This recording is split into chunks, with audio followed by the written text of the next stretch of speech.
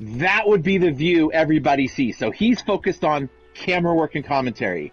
You would be pulling his stream to your computer and putting the overlays on and managing all the overlay stuff.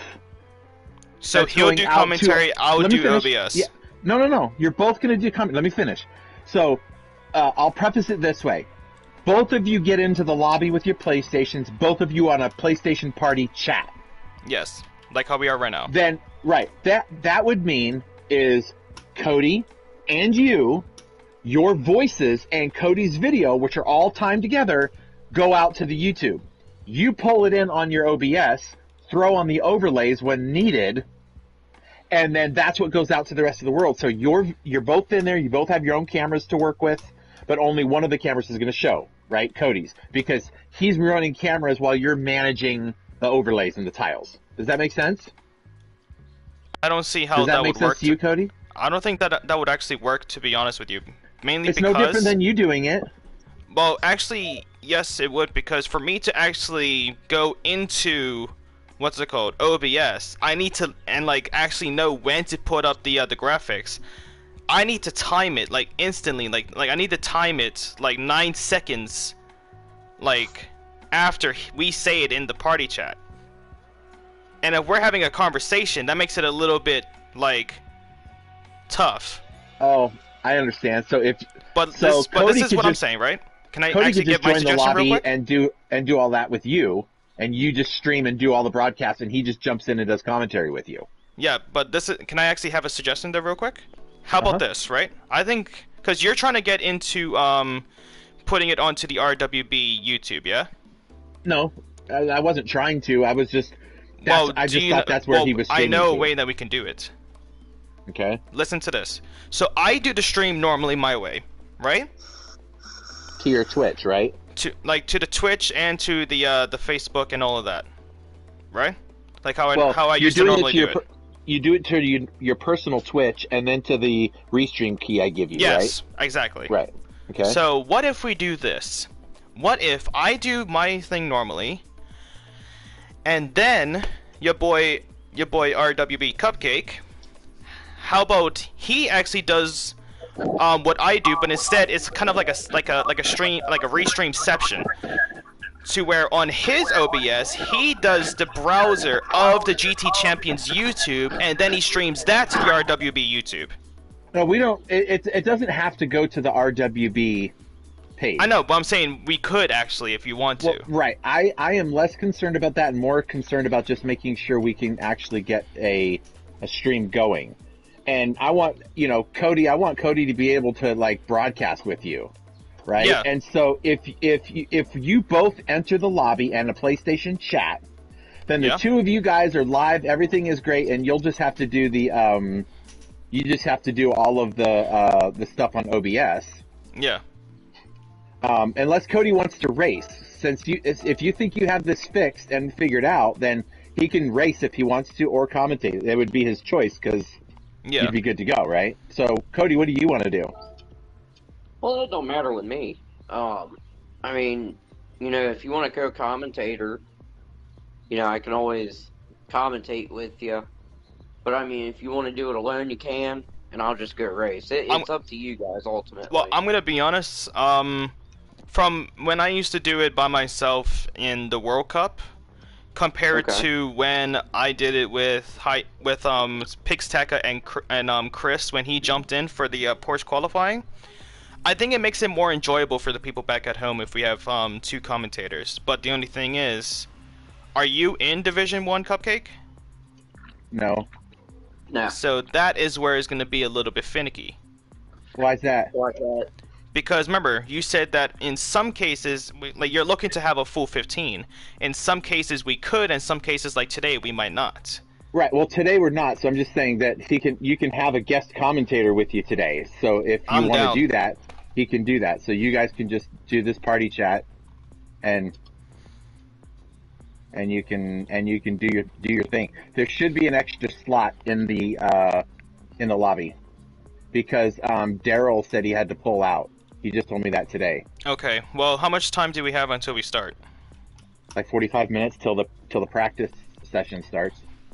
Okay, well, I'm gonna quickly get all of the pictures from Pixteca, apply them, and I'm just gonna try and get everything sorted real quick. Okay. Let's see. So, yeah, so I Now, got everything. Cody, you know what you could do, Cody, too, if you wanted to, is you could, if you wanted to stream to the RWB Facebook page from your view, you could do that, and then RWB will just have like another stream that people could watch, the RWB one, or which would just be your view from the race, but it wouldn't have any overlays. Or you could just No. relax and just get into the lobby and watch the racing. Yeah, let's keep it simple. Alright. Yeah, just keep it as one stream. Okay, let's see. I'm just collecting all of the graphics now.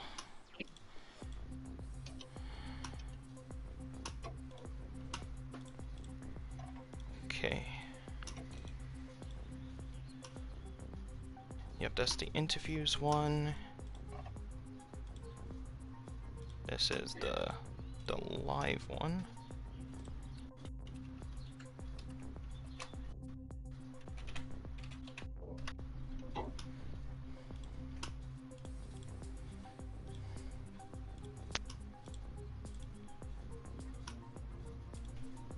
Alright, well, I gotta get everything re-hooked up and... Yeah, you do your thing.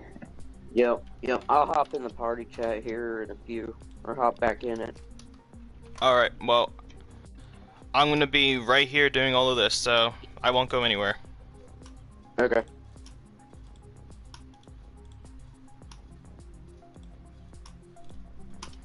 Alright, Chris, I think we're back in action, buddy. Okay, that's good, dude. I thought your computer died, you said. So It looked like it did, bro. Like, I tried to pop it up, and it was just instant blue screen, instant blue screen, instant blue screen. And then right as I unplugged one of the monitors... Then, right? Well, it's like right as I unplugged one of the monitors from the actual computer, it runs up perfectly. Interesting. Yeah, so I don't know. I think with the two monitors now, it just overloads it, I guess.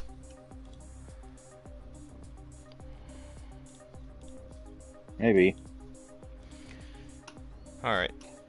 Okay, I'm gonna go. Oh, Let's see. Actually, before you go, can I ask you one question though? Yeah. Was Division 1 Round 1 like canceled off because I had my issues with my stuff? Was what now?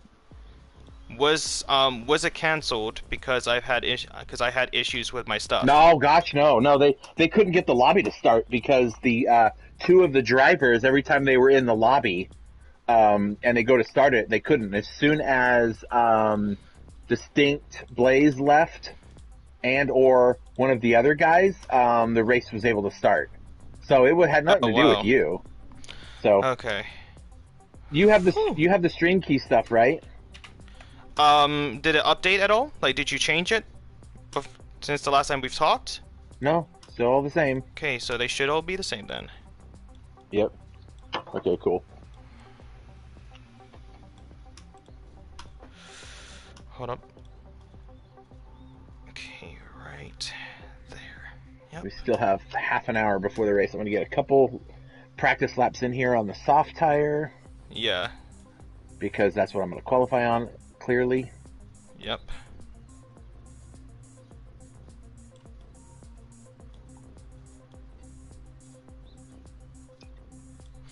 $264, $285.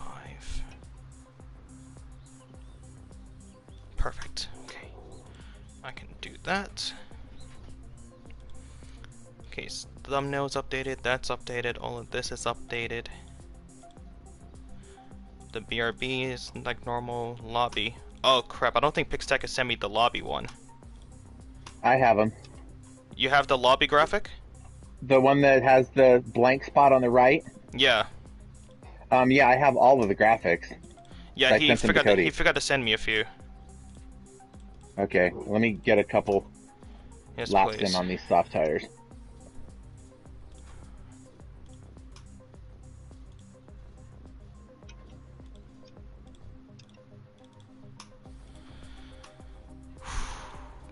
Cause honestly, you should have heard me yesterday, bro. I mean, not yesterday, last week. I was legit screaming to the top of my lungs, like, what the fuck? Of all times for it to not work.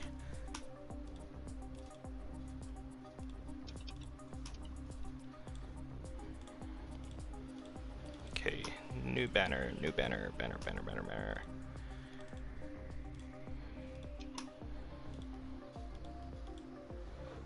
Okay, so there's the see you soon one, there's the offline one. Okay. Let me know when you're sending it.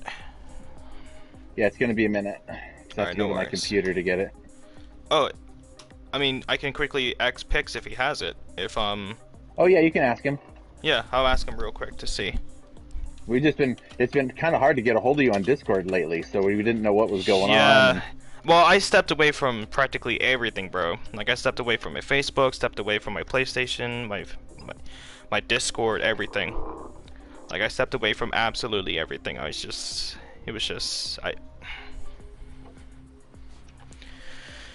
a lot. It was just a lot. Like, I'll admit to you, I did think about it a few times. Like, if you know what I mean. Think about what? If you know what I mean. Oh, really? No, man, come on.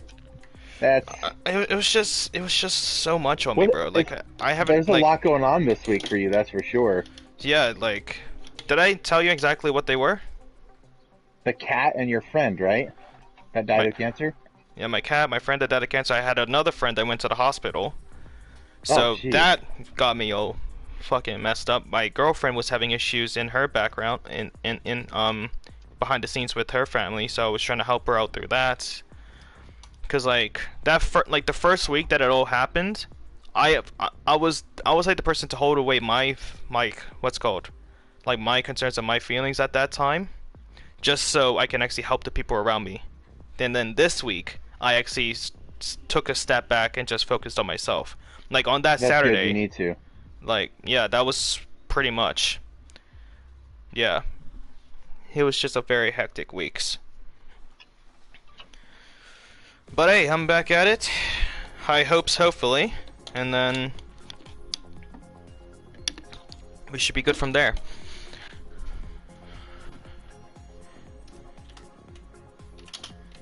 Alright, Pix Tekka isn't messaging me.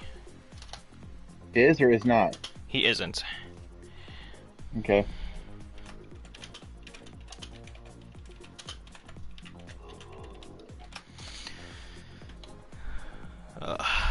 Yeah, cause like,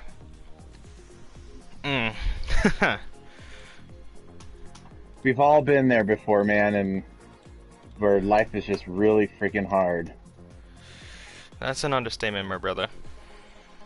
You know, I remember sitting in the closet one day when I was little and contemplating a lot of things, and that being one of them, and just glad I didn't do anything stupid.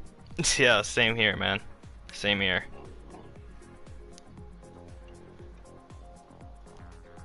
I just don't know, man. It's just, I just have to wait, is all. Alright, I need to go relax out of this room and not be in the chair. I'm going to get off this chat and I just need to go and make sure I'm clear, and I'm going to send you those. Actually, let me send. Oh, he just. Here we go. Yep, he just messaged me. He says, "Hi, I sent it to Presidio. Can you please ask him? He's away from his computer."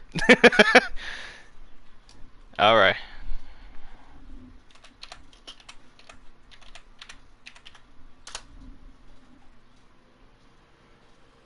Geez, you type quick. You did those what's it called? Those computer like typing quizzes online, like when you're in. Never? Wow. That's insane.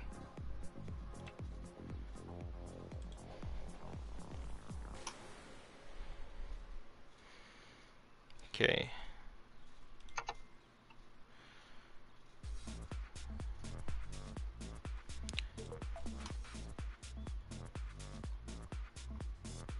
There you go.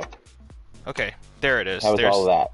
There's the lobby one. Yeah, I got everything else. It's just Well, that he forgot the to only set the lobby. there's the podium interview, there's the lobby one, and then the individual stuff, then just the round poster, and then the tile that we're using on the stuff.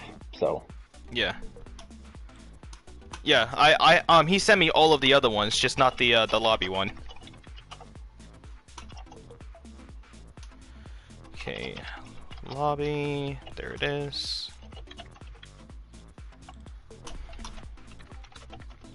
Now if this, I'm gonna try and not jinx myself, but if this shit decides to pull the same bullshit like it did last time, that's why I said Cody has all of the stuff for OBS. He just doesn't have the capture card working.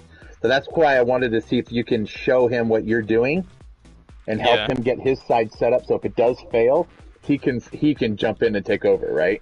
Yeah, exactly.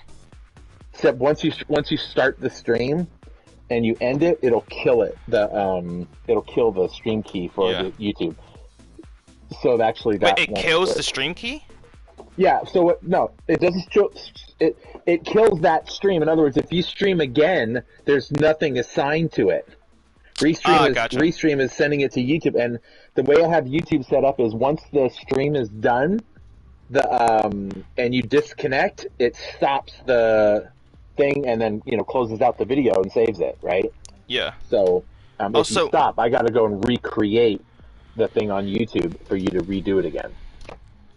Okay. Facebook, Twitter, Twitch, all that stuff will work, so YouTube would just not work. Okay, well, just so I know, the title of the video. It's all done on my end. You don't need to worry about the title on your side. Well, I need to actually title it, right? Before I go live. Because it goes to it's going to go to Restream, and Restream is when you send it to Restream, I have it going out to Facebook, YouTube, Twitch, and Twitter with my header and descriptions and all that stuff. But don't I title it myself as well? Because I can title it. To do what? That'll be the title that you would put on your Twitch. That's what'll go to your Twitch. But it won't matter to my side. Well, do you want to run a quick test to see if the stream key works? Well, as long as you don't do the 12-ounce sports one. Yeah, I can. I have that one unequipped. The problem is if you do that, it's gonna shut down the. It's gonna send an alert to everybody, and then it's gonna shut down that thing. So. Okay, why is this popping up? Okay, here we go. All right, then we'll just test it when the time comes. Then, yeah. Yeah. Okay. Okay. So I'm just gonna have everything ready.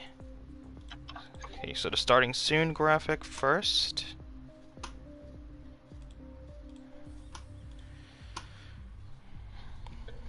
Then we'll do the intro. I need to set up my party chat. Oh, yep. I'm gonna actually set up the party chat for Division 2. So, all right, are you good to go? I believe so, actually. Yeah. Okay. Good luck. Yeah, I'm gonna fucking need it. If you need anything, just you have Facebook, and my phone is right there. Just Facebook call me. Okay, do a Facebook call, because that way you can do that from your mobile, and my mobile's in a little holder that sits at my wheel, so it's facing me. So if you call me, I can just tap the button while I'm racing and talk with you, or do whatever. All right, we'll probably do that then. We'll probably do the Facebook, and I'll have the BRB screen up or whatever. Yep, that'll work. I'll be streaming live to my Twitch, but I don't care if anybody hears all of us trying to fix stuff. So. Oh yeah, we'll be all right. All right, cool, man. All right, see you in a bit. Thanks again, Later. Chris.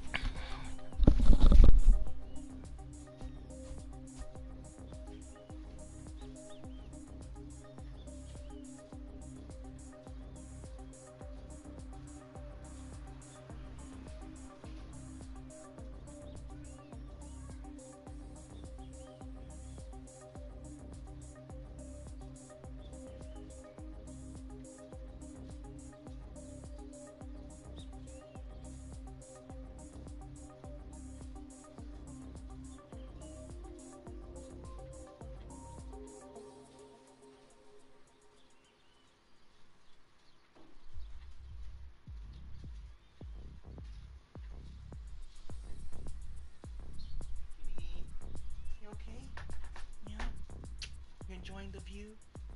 Yeah. Yeah.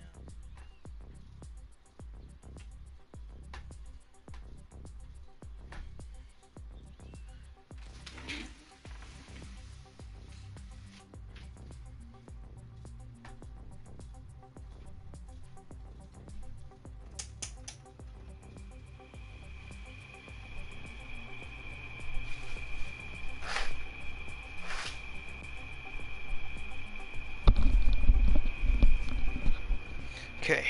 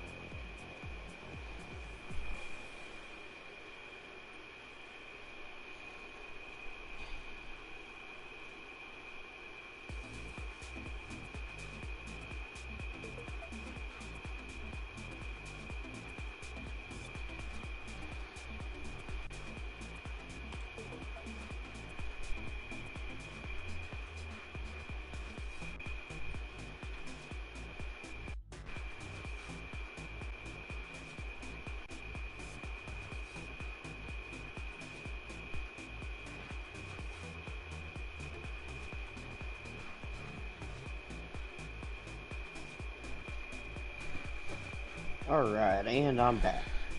Alright, I'm actually about to get ready to start going live.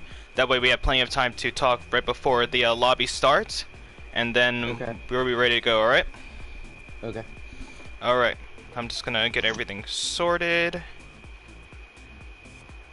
Okay, let's have that muted for the time being. First intro force, that's okay.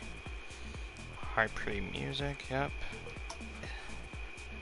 I don't really have an end video. There we go. Okay, I'm ready when you are. Yeah? I'm getting ready to enter the lobby, but let's Oh, see. the lobby is not there yet. The lobby will open up at the halfway, Oh, half an hour okay. mark. Okay. Yeah, I'm ready when you are.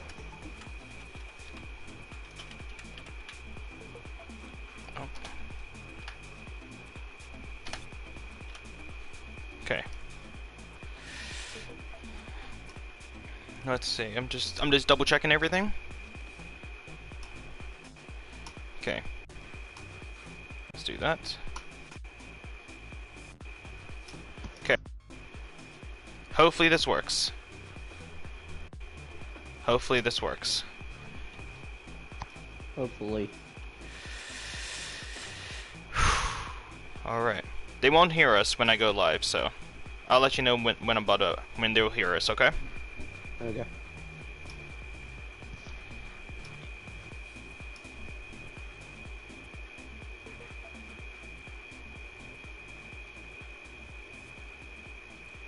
Okay. Let me just check.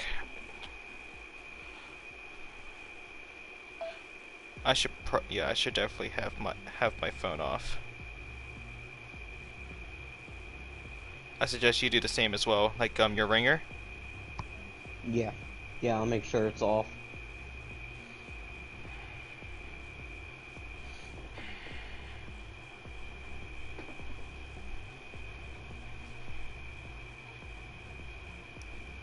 Okay, so that says it's live.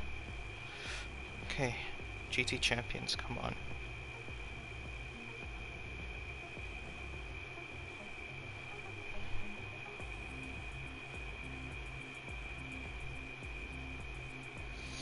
Okay, it is working. Good. He fucked up. Uh-oh. We're currently on Newsroom episode 2 right now. Let me message him real quick. Okay. Well, I'll call him actually. He said to call him.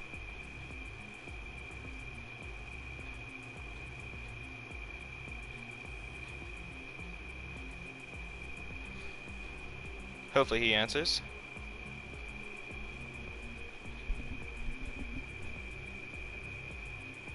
Already? Hello. Hey, Chris. Hey. For the stream key, we're actually currently live on the Newsroom preview, not the other preview. What do you mean the newsroom preview? If you go to the GT Champions YouTube channel, we're currently live on the Newsroom episode 2. Why are you live now? Just so we can actually talk before the lobby starts, like get like the whole preview, so we can cover the whole entire qualifying. Oh crap. Okay. Hold on. All right. Oh, hold on. There goes my computer. Hold on.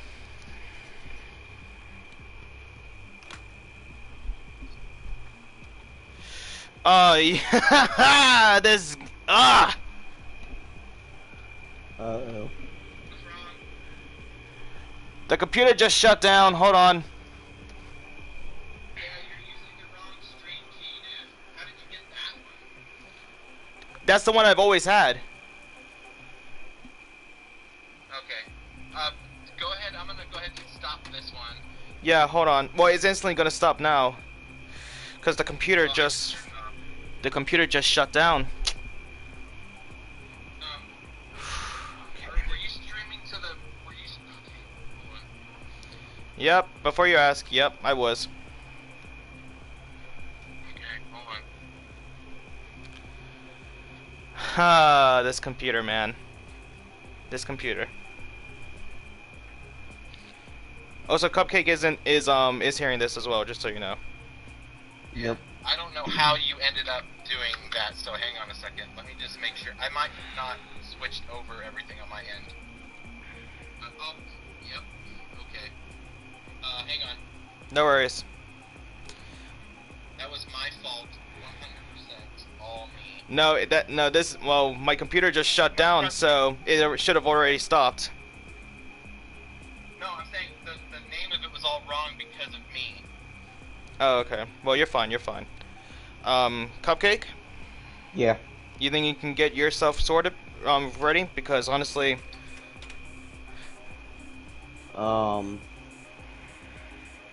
Shit. I Got? don't think I would. No? No. Okay, well, I'm gonna quickly send over all of the graphics, alright? I already sent him the graphics. Oh, you already sent it to him?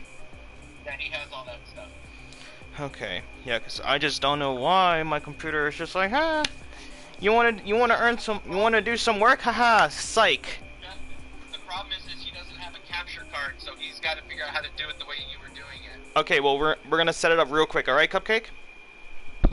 Okay, okay. the stream is ready for you. Alright, So the YouTube, GG Champions, all that stuff is ready for you. perfect. Sounds good. Okay, bye. Bye. Oh, son of Alright, a bitch. Cupcake, get ready. We gotta work double time. Yep. Well, Okay, so, quickly, first things first. On your PlayStation, are you linked to any sort of YouTube or Twitch or anything? my YouTube. Okay.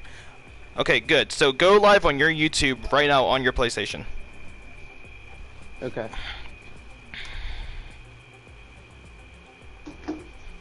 Okay. Let me know when you're live. Broadcast. You can name it anything. You don't have to name it anything. You don't have to like name it like the actual whole 2022 high pre. You don't have to name it that. Yeah, no, you're good. Starting. Alright. Live. Okay. So now on your browser, right? Like on your actual like Google Chrome, go to that video and copy the link. Okay. I will do that here.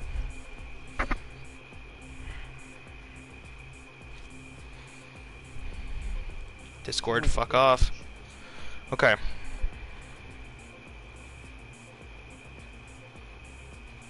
You got it copied? Oh, come on, you fucking slut. Why is it not? That makes two of us, buddy. That makes two of us.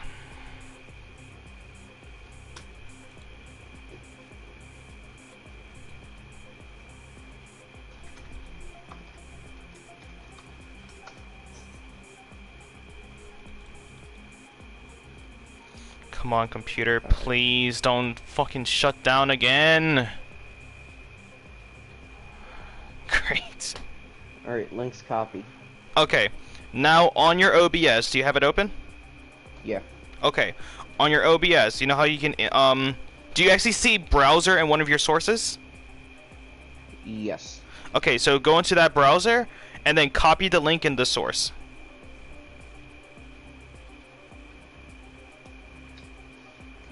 Alright. Let me know when you do that. Yeah? Yep. Okay. Next thing then. I want you to like unlock it. Like you know how it has like a little lock and then like a eye symbol right next to that? Right next to that lock? Yeah. Okay, Yeah. so basically what you're going to do, you're going to enlarge that browser to where you get the perfect corners of your screen without the black edges.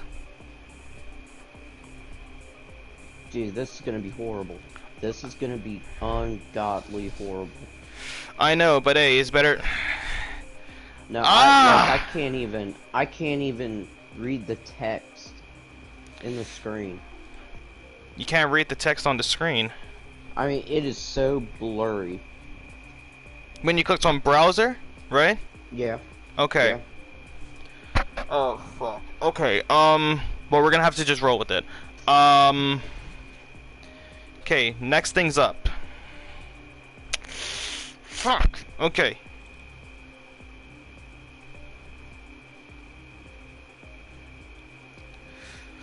Okay, so you have all the graphics set up? No, not yet. I was trying to work on my damn capture card. Well, okay, well that's fine because we can actually start half an hour. We can start on the 7 o'clock. That way we can just skip through all of the qualifying and then we start right at the race, okay? Okay. Okay. So, are you still enlarging? It'll take a while for you to like enlarge the actual source, like the actual browser source, and have it where everything fits perfectly on the screen. Yeah, I mean, I've got it Okay, perfect. about as good as it'll get. Okay, that's fine. Okay, so next thing, we need you to get all of the graphics and add them in there into the sources. Okay. I wish there was a way for me to like copy over the fucking thing. Okay. Actually, should I try and go live one more time while you do this? They won't hear us. If you want to, yeah. Well, actually, no, because 12 Ounce Sports Network. Ah, okay. Okay. Fuck, okay. What's next? So, you've gotten the source, and you got it perfectly set on the screen, yeah? I don't care if it looks good right now or not. Yeah. Okay.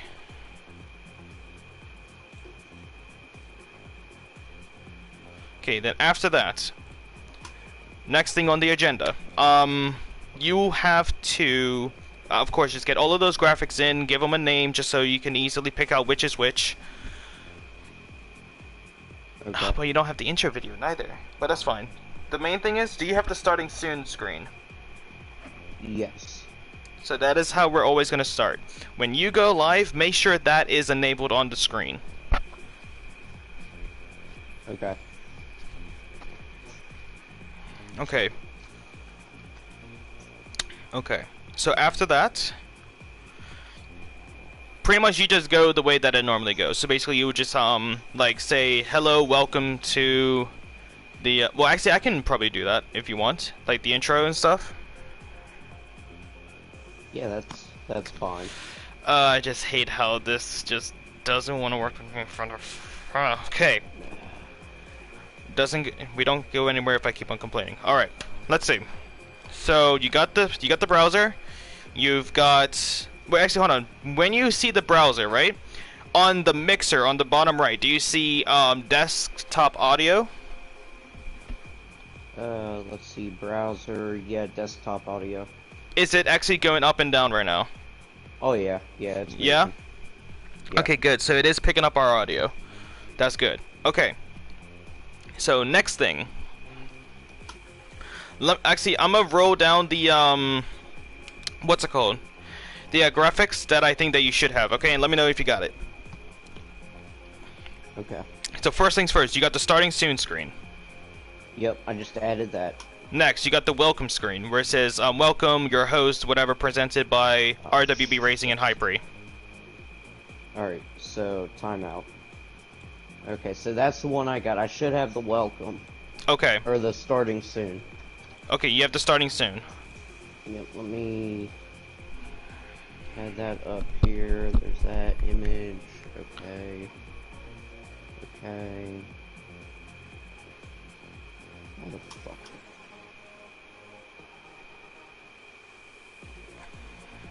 I don't know. I think that's it.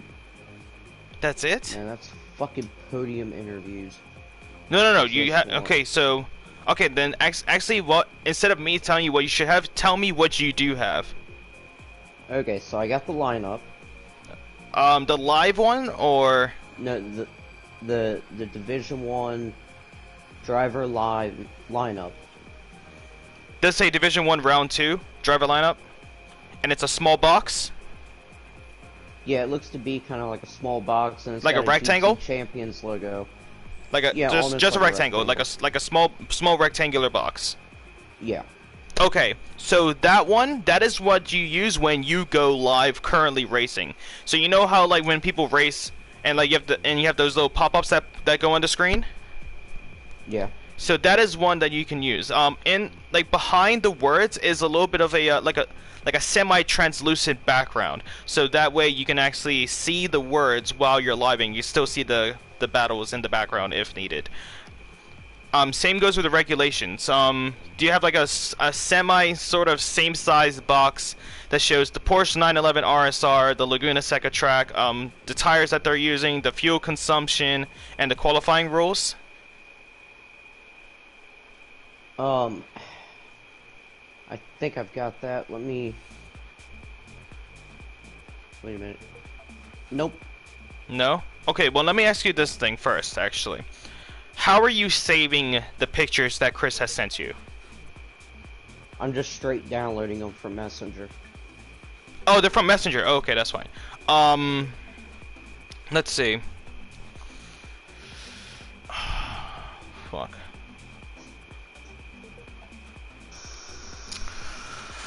Okay. Let's see.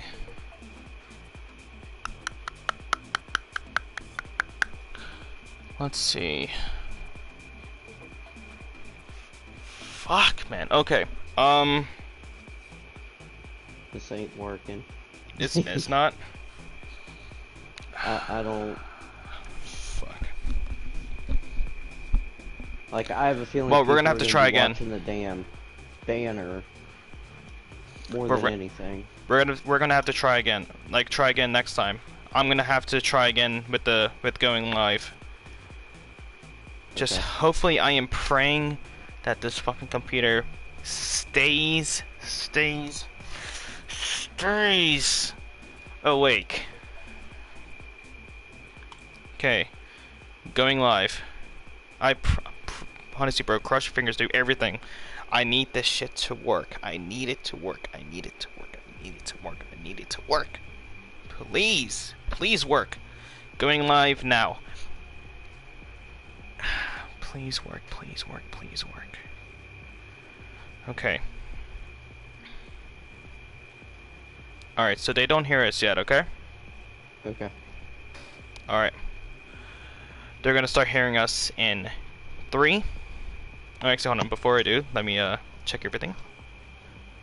Okay. Yep. Okay. Alright. We're gonna start in 3, 2, 1.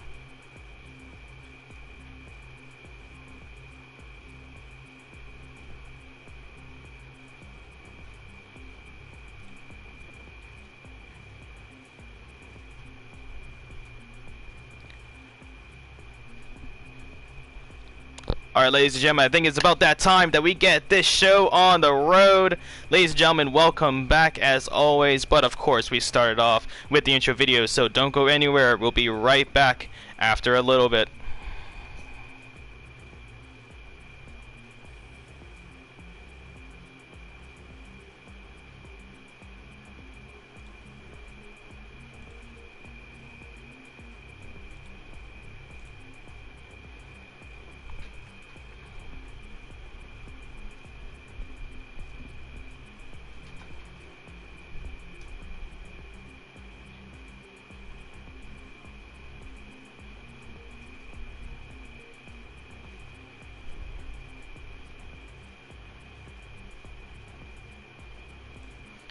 Alright, ladies and gentlemen, I'd like to welcome everyone back to the GT Champions Porsche Cup. I hope you guys are ready and set to go. I am your host, Just Gaming Rio, also known as Justin Silva, whichever you guys prefer. And we actually have a special guest here in the comms box. Of course, a team of RWB, who has powered GT Champions, RWB Cupcake. How you doing, my man? I'm doing good there, Mr. Silva. I cannot wait until this race at Laguna Seca. Honestly, It's I just- am excited. Just excited as you, my man. Yeah, I mean, I did a couple laps while we were getting the stream set up, and this car is loose as a goose on this track. And factor that in with, kind of the nighttime atmosphere and, thank God there's no rain. This is going to get really exciting. Well, honestly, I hope these drivers are ready as they get out there, as we're just seconds underway. They're actually already out there on the track here, ladies and gentlemen, as they're currently doing their qualifying. But of course, as Cupcake has said, we are here at the WeatherTech Raceway, here at the Laguna Seca for round 2 of the Division 1 Porsche Cup, powered and presented by both Hi-Pre as well as RWB Racing. And let's actually look at the cars that these drivers will be in tonight. So of course, if you guys are viewing this from around the world, I want to welcome everyone from the GT Champions community, as well as 12 Ounce Sports Network. I want to welcome everyone from there as well. Hopefully this is going to be a good one.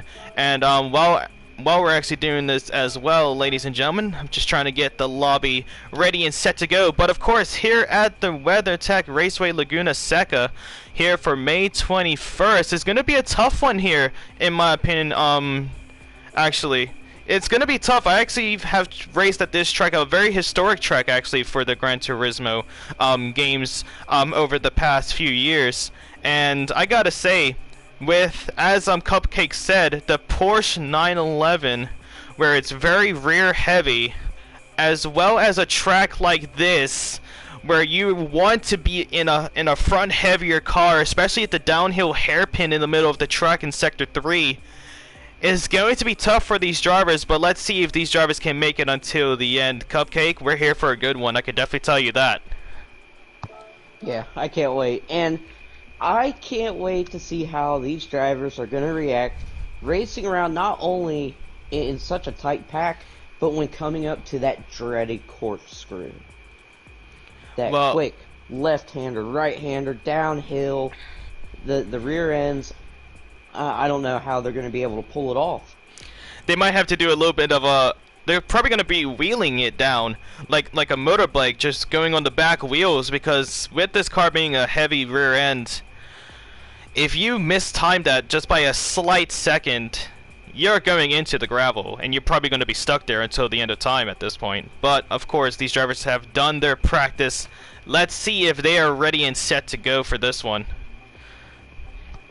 Yep, and I'm just getting word now that they're going to start qualifying here any second. They just opened up the lobby.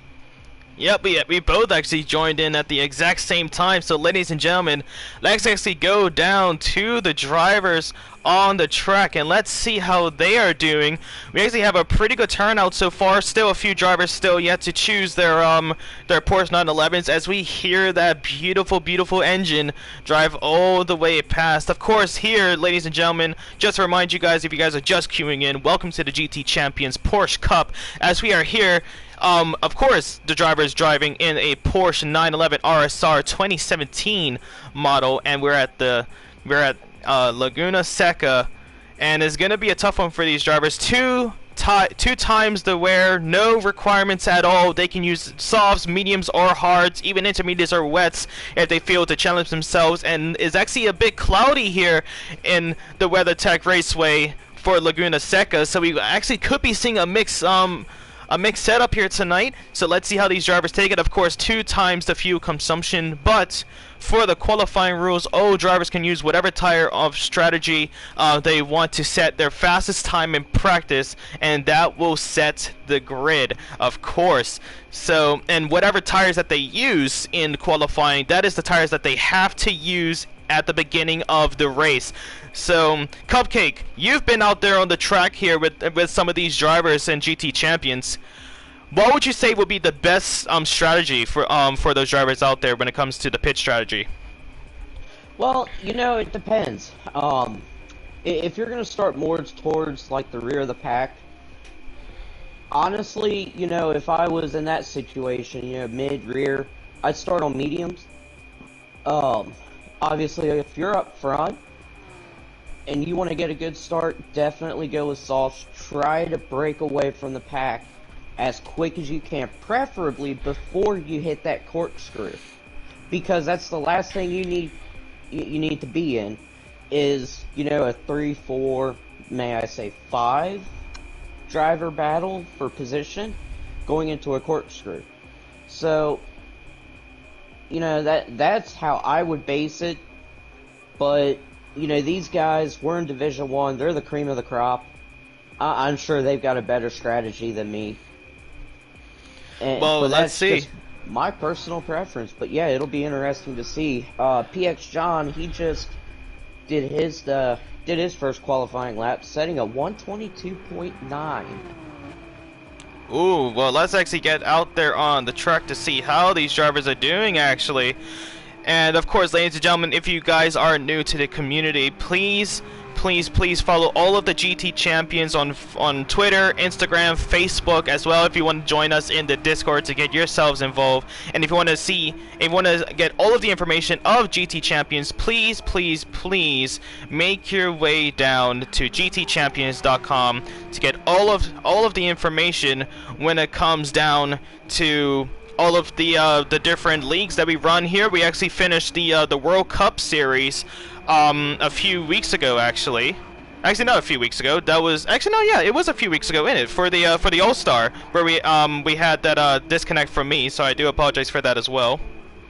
But we'll try and get that back up as soon as possible. I'm not too sure if we have that back up as of yet, but the thing is, actually, back to what you were saying, Cupcake, with the strategy. If I was any of these drivers, I would go straight with the softs. I want to get as far away as possible from any of those drivers, just to ensure myself a huge lead in the race. Because if you get that early start, you know that you have that pace compared to the other drivers. That's going to give you more confidence, more momentum, and that's going to keep you pushing all the way until the end. But of course, we're actually currently on PX7 John, and he's actually making his way up to that corkscrew that you were talking about, the chicane. And Cupcake, I don't know if you saw this as of yet, but these cars could actually go airborne when they go down that hill, just because it's so rear heavy.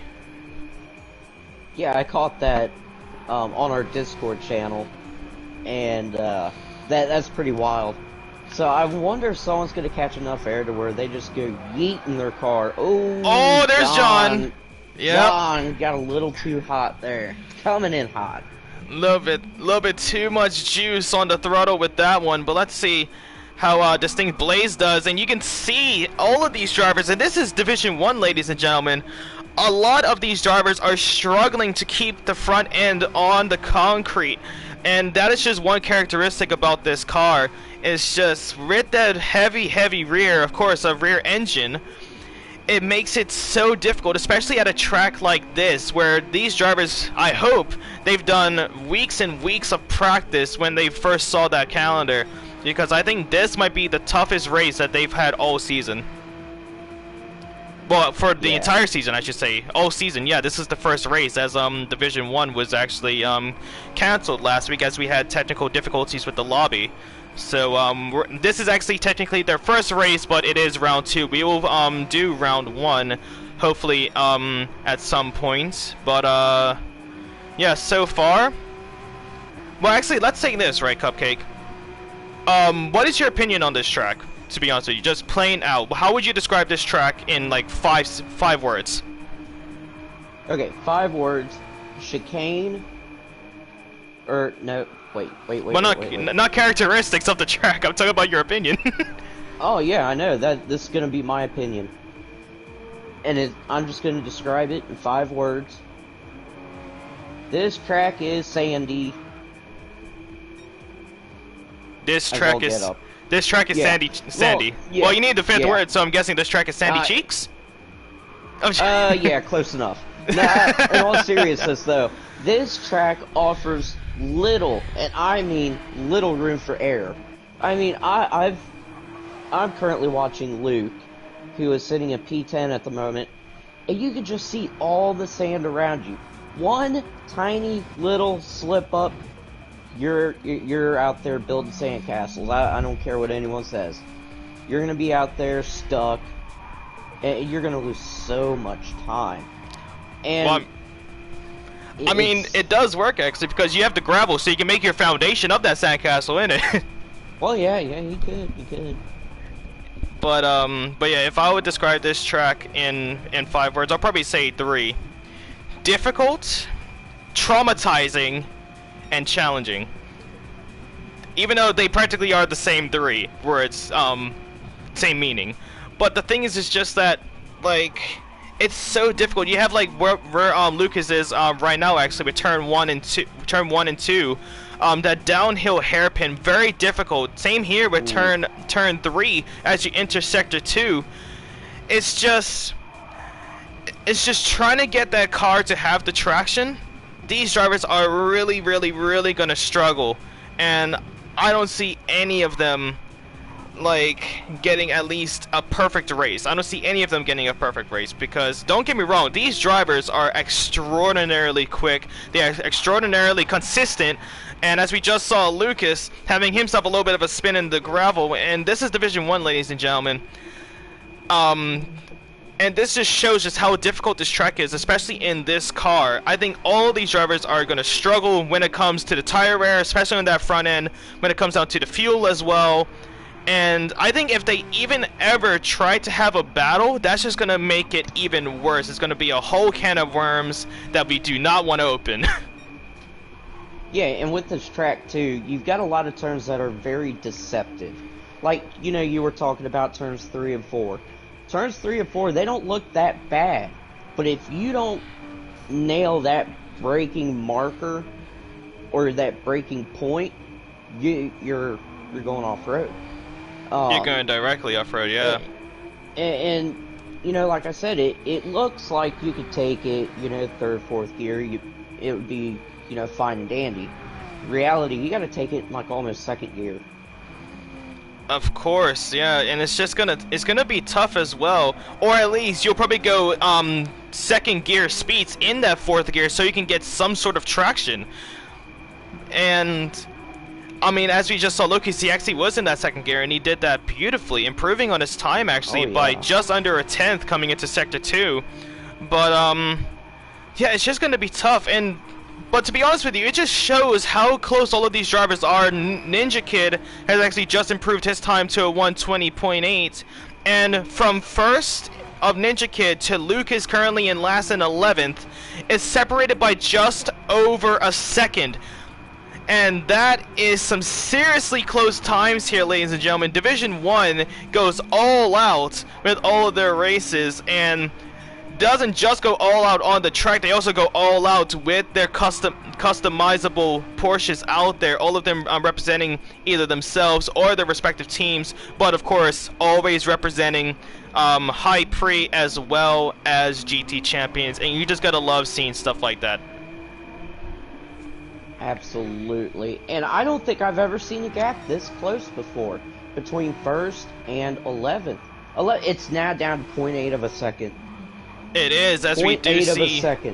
As we do see Webb Smurfer actually. Oh, and John actually run on the tail end as well, as he's having himself a little bit of a shaky entrance to the pit lane. But look at these, not just how close it is, but look at the time differences. From Distinct Blaze to Ridwan F1, 16 thousandths of a second. Ridwan F1 to Lucas, 71 thousandths of a second. Lucas to Mazda, 3 thousandths of a second. These drivers are so close in pace.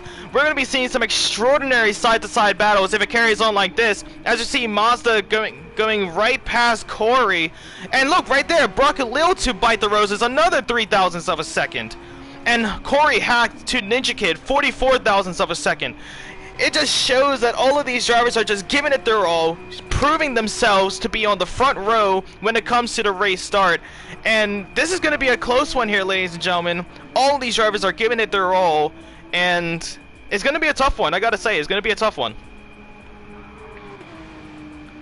It is. Oh my gosh. Oh my god. This is not going to be a race about pace, about quickness. This is going to be, the winner's going to be determined by the amount of mistakes that they make. Whoever makes the least amount of mistakes will win this race. And I know people are probably sitting here saying, oh, well, that's obvious, you know, that's every single track, yada, yada, yada. you gotta think, okay, this is a completely different situation. Because if it was any other track, you had a gap between 1st and 11th, you say like a 5-10 second gap, that's all about your pace. Right now, it's sitting at a .881. That is telling me that everybody's pretty much on equal footing. It's going to come down to whoever doesn't spin out, whoever doesn't get to the sand, cause a wreck, what have you. They're the ones that are going to win the race. But I think one thing that could definitely come into a factor here in this race, to really prove whoever's going to win, even if people have those mistakes, I think another key factor in this race that's really going to divide all of these drivers is going to be that pit strategy. And I think that's going to be truly key with all of these drivers, because all of these drivers, I'm actually looking on right now, Brock Khalil on a set of softs, we have what's called PX7 John right ahead of him on a set of mediums. And a lot of these drivers doing different tire strategies. Some of them out there, like Corey Hack, is testing out the tire degradation as well as the pit stop as he's currently in right now. Let's actually see how long the pit stop is actually. And this pit lane is actually a bit unique, you would say. Actually, it's before the final corner, which don't get me wrong, there's a lot of them like that. But it's actually after the third turn. Well, actually, no, not the third turn. Right after the second turn, right before the third turn, and I think that's actually a good thing as well, because if they actually had it right after that first turn, right before that hairpin, there's going to be a lot of mishap. You'll probably say a lot of collisions, a lot of mistimings, and it's going to be difficult for these drivers. But I think with it actually set up like this, it doesn't just make the track unique as well, but it makes it a lot more safe for the drivers that are exiting out of that pit lane. Oh yeah, and I've got my eye on Ninja Kid at the moment here. And yeah, that is such a short pit exit too. That is, oh my lord. And I'm trying to look at it as well. I think they might potentially lose maybe around 20 to 30 seconds. It's definitely going to be within that gap, and you have to utilize it. But look at that time from Mazda as he tops the timing charts, a 120.542 for the black and green Porsche with a little bit of a hint of, is that gold or bronze? I think that's meant to be gold, but it kind of looks like bronze. Either way, that is a dope looking livery. I love that car. A lot of these drivers actually have some pretty nice liveries actually. One of my favorites actually, he actually said it to me in the chat as well, right after the 4.5 hour long Porsche qualifying stream. Lucas, currently in 7th with his I said it like this. I said, look at Lucas with his sassy neon green and pink livery. It looks sassy, like it looks good. But of course, a lot of these drivers also representing their own teams, their own creativity as well. And you just gotta love to see that. Give these drivers a little bit of creative freedom to represent their teams. As you can see, we have PX7 John currently representing the High Pre livery as well. Actually, looks very, very nice, representing us well at High Pre.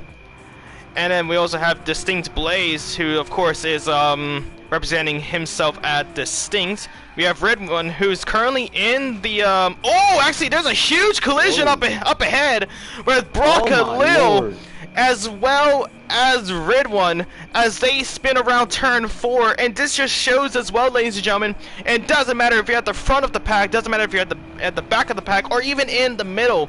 All of these drivers are struggling here at this track.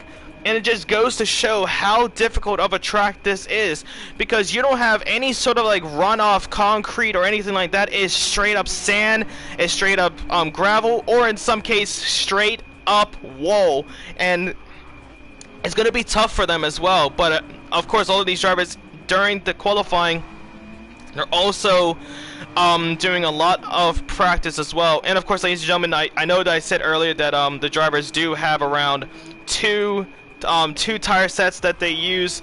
Of course, in qualifying they can use as many tire sets as they want, but when it comes down to the race, they have to put 2 aside and make sure they make their way through. But so far in qualifying, I'm very excited for the race.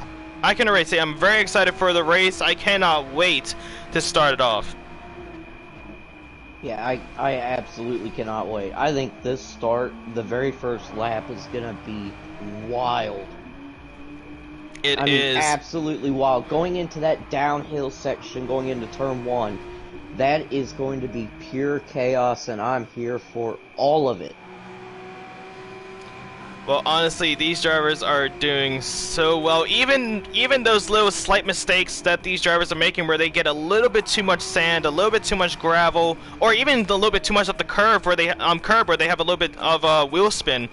These drivers, they give it their all, and we couldn't thank them enough. We couldn't thank them enough, and it's just extraordinary to see this sort of skills on the track as well as behind the scenes as well, and you just love to see something like that. As we just saw Bite the Roses get a little bit of airtime down the what's it called, the chicane / corkscrew actually, and Bite the Roses could be looking at improving on his time. And actually, there's actually another thing that we haven't even talked about actually about these cars, Cupcake. With it also being a super heavy rear end, the amount of understeer these drivers will be experiencing is going to be hectic, as we just saw Bite the Roses make himself set on the front row for the time being with a 120.758. And I think that's going to be another thing as well that these drivers are going to have to test out. With the tire degradation, if they have a lot of understeer, it's really going to mess up those front tires, and they are crucial. You want to let those front tires last as long as possible. Yeah, and that you do. But there's this car, I am telling you, I did 3 laps, and I was terrified. Just for those 3 laps. Because, you know, we are talking about some understeer, especially with the tire degradation. Excuse me. No worries. I've been saying it so much. Yeah, I was just like you, bro. Yeah. This car is super loose, though. I mean, it's not a matter of, you know, the understeer. The understeer will come later in the race, you know, once the tires wear down enough. But especially in this beginning, everybody's going to be kind of tensed up.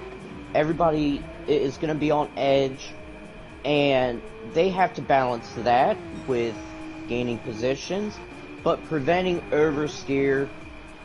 And as we see here, I think somebody had just wrecked. I'm trying to figure out who it was. It was Web Smurfer. Looked like he experienced some oversteer, like I was saying. Yep, and good what's called awareness there from Bite the Roses to move out of the way. And I think we actually just got an improvement of time here, ladies and gentlemen. Whoa.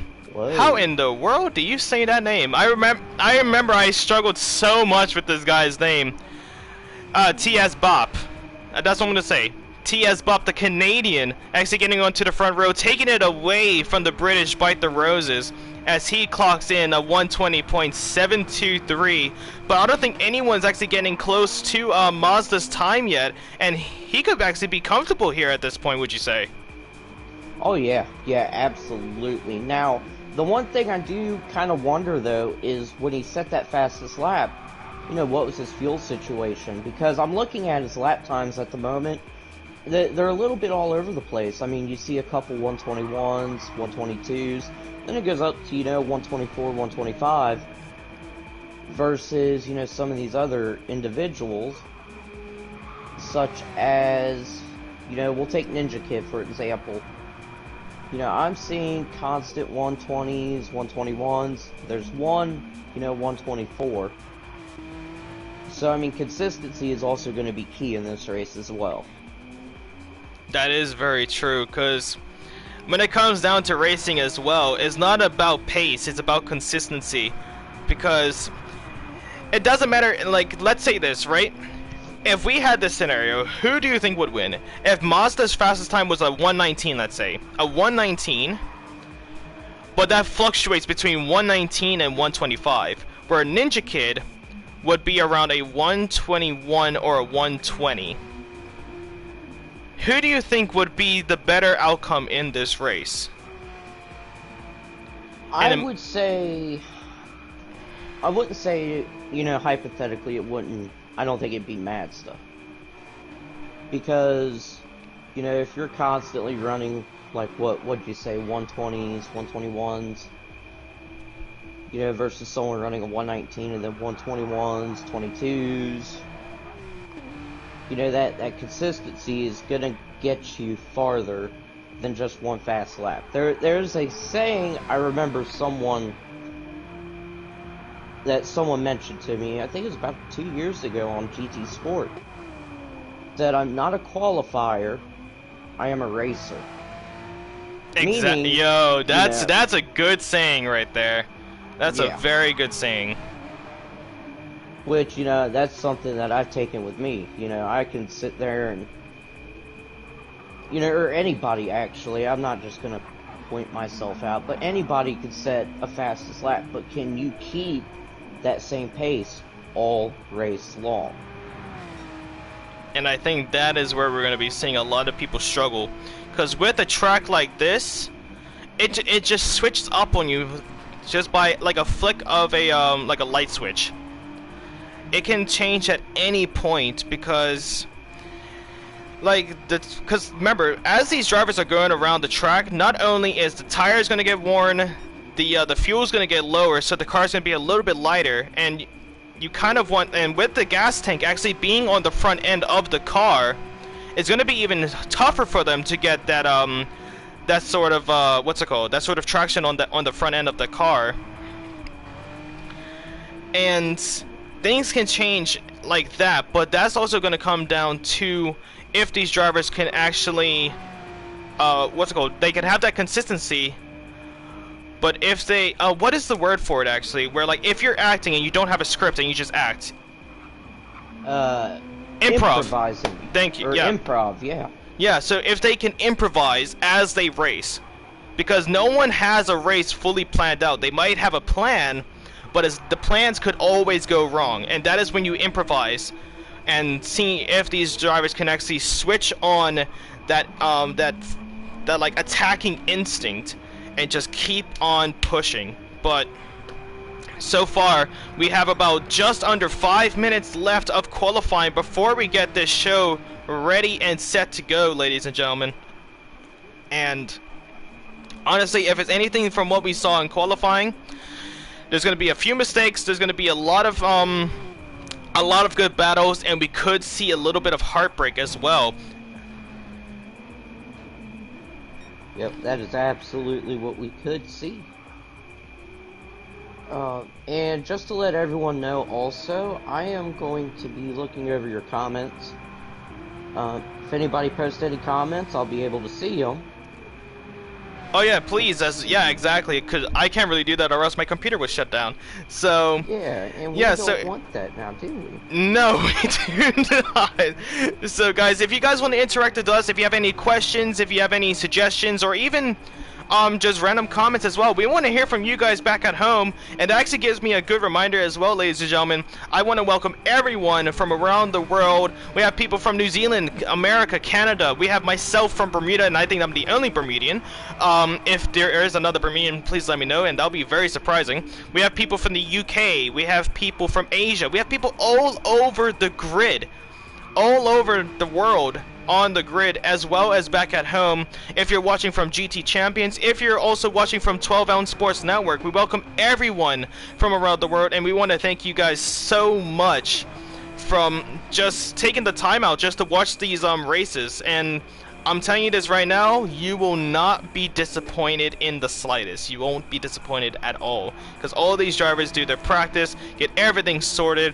And if you guys are interested, please make your way down to the GT Champions website at gtchampions.com, as GT Champions actually has been presented by RWB Racing, as Cupcake is a member of, and we are actually powered by Hypre, that I am a member of. And you want to see all of the news on Hypre, please make your way down to Twitter again and Instagram, Hy_Prix, that is HY_PRIX, and just get all of that information down about what we do. You'll be getting notifications about all of the drivers at Hypre, and if you follow us on hashtag GT Champions, you'll get all of the notifications about any posts, about any updates on the track, any updates from the admin as well, any announcements, or even just some funny we'll say bloopers from the comms box, and I'm telling you, with me, especially in this comms box, you're gonna get a lot.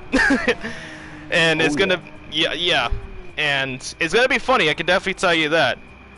We definitely have our hiccups. We will say, we'll definitely have our hiccups. Well, me, to be honest with you, because you'll be fine, Cupcake. You'll be fine. No. It'll be both of us. Trust me. I guarantee you, there will be bloopers on my end. What would you say is the worst thing that well, not the worst thing, but the most embarrassing thing that you've said during commentary? Oh, that's a good question, isn't it? That's a very good question. I wouldn't say it was embarrassing, but you know, almost kind of getting bored because you're the only one commentating. You know, especially in like the World Cup series where it's just 90 minutes and it's just you. And you're sitting there, you're trying to figure out what to say, how to say it, and then it all just comes out wrong. Yep. Okay, this car is making a push for third place, and you got the guy, or you got the camera focused on, you know, the 13th position car, and... Oh no, for me it's something that I actually said, and it was the funniest thing. This is what I said. So basically, I was commentating on Formula 1 at the time. I mean, I still do, but in this specific one, when someone spins out, of course their tires are going to be extraordinarily hot and they're going to be struggling to get any sort of grip down. I was trying to say how hot it was, and I just had a brain fart, like I froze in time. I was just like, and it was hot, and like those tires are hot, and then there was like a sudden, like a short pause, and I just said, like my oven. And I was completely just out of it, bro. Like, I was... Right as I listened to... You know, like, when you say something and then you instantly want to bash yourself in the face where you just do a face palm and you just continuously hit yourself in the forehead? Oh, yeah. Yeah. That was me at that point. That was me at that point. And I was just like, why in the world did I say that? Oh, my gosh. But yeah, you know, there is something I do want to give Hypri a good shout out though, specifically towards Pixteca, because I got with him about a month or two ago. I needed a Cupcake logo. This dude made me the dopest, I mean dopest Cupcake logo known to man. Like, I want to put it on a t-shirt and I will rock it. Hey, I'm gonna be the first one to buy it then. So you let me know, and there's actually quite a bit of spins actually out there on the track, from what it looks like, Red One and PX7 John. But actually, another fun fact about Pixteca, actually, ladies and gentlemen, if you guys didn't know, good segue actually from what you said actually, Cupcake. Pixteca at Hypri is the one that is making all of the graphics for you guys' visual pleasure back at home, ladies and gentlemen. So if you guys are going to say anything in the chat that's going to be wholesome, please shout out Pixteca and say a big thank you to Pixteca, as he is actually the person that makes all of the graphics and makes it an easier job for me in the comms box as well as Cupcake, but also it makes it a more enjoyable experience for you guys back at home. So a big shout out to my main man Pixteca at Hypri, as well as Presidio Dog, who actually runs GT Champions, your team as well, Cupcake at RWB Racing, for actually powering the GT Champions. And honestly, we couldn't thank you guys enough for helping us out and just making things just go so much easier on everybody. And honestly, a big round of applause for everyone taking part, as well as on the track, from behind the scenes. Everyone, big shout out. Yep, and on behalf of RWB there, Justin, we'd like to give, you know, you and Hypri a huge thank you. I mean, without you guys teaming up, this is not about RWB. This is not about just RWB itself. It's about us, it's about Hypri, it's about all the teams that are participating in the series, all the commentators. Hey, look, a blooper. You know, without the group effort, GT Champions would not be a thing and would not be as fun as it is now. So, just a huge thank you to all the teams, everyone that's helped, and everyone that's contributed to making GT Champions the league that it is. Honestly, it's lovable to see that, my man. It's lovable to see that and hear that, especially from someone like you who is a part of RWB. But ladies and gentlemen, we're seeing all of the drivers get themselves ready. Qualifying is over, and I do gotta say, in the dire moments of qualifying, Corey Hack has taken pole position just in front of Mazda, and I wouldn't think that Mazda was going to lose that there. Mazda will be setting up on the front row as well. All the drivers are going to be getting their tires nice and ready, and look at these fine drivers getting themselves nice and parked up on the side of turn 2, and you gotta say, that is thumbnail potential right there. Yeah, they are feeling awfully photogenic today. You know, they're buddies before the race, but how are they going to be after the race? Oh, no. It's not after the race. They're buddies before and after the race, but during the race is the real question there. Oh, yeah. That is going to be the tough question there, but all of these drivers have mad respect for themselves, for everyone out there. I don't know who that is. I think that is not Lucas. Who is that having themselves a little bit of fun? Burning themselves. Webb. That is Webb. Honestly, love to see that. But ladies and gentlemen, put your hands together, buckle your seatbelts, because we are just seconds underway for the start of this race. And honestly, I cannot wait until we see the green lights. Yep. And while we're waiting here, I did get some comments on our YouTube channel. So we got quite a few fans of Ninja Kid here. We got Danielle Villanueva saying go Ninja Co. and Ninja and RWB rocks. And High Pre has commented saying shout out to the commentators as well, of course, with a dabbing emoji. Josh Monfort saying yo, aka Big Red, what's good, G? Honestly, I'd love to see that. Forza Ferrari saying hello. So we got a bunch of people here. We got about 11 guys Forza and gals Ferrari watching us. Yeah. Oh, that's my guy right there. I love that man. Forza Ferrari. Yeah. I've actually known him from a previous a previous Formula 1 league, and I suggested him to GT Champions, and so far he's been enjoying it, and I'd love to see that as well. But ladies and gentlemen, we are just seconds underway. I just received word from Ninja Kid. We're about to get this show on the road. Ladies and gentlemen, buckle your seatbelts, start your engines, because we are about to get this show started. Of course, ladies and gentlemen, if you guys are just queuing in, you have just missed out of qualifying, but you have not missed out on the main event here for GT Champions Porsche Cup for Division 1 Round 2 at the Laguna Seca Circuit. Commentators, myself, Just Gaming, also known as Justin Silva, as well as RWB Cupcake. Welcome, my man. Welcome. Yep, I can't wait. I cannot wait. I know they're working out a few kinks at the moment. Look like Roses, or I think it's Lucas that couldn't see Roses. So, just working out a couple kinks here. Hopefully, fingers crossed, we experience no technical difficulties. Bro, I'm crossing my fingers, I'm crossing my toes, I'm crossing my tongue, I'm crossing everything.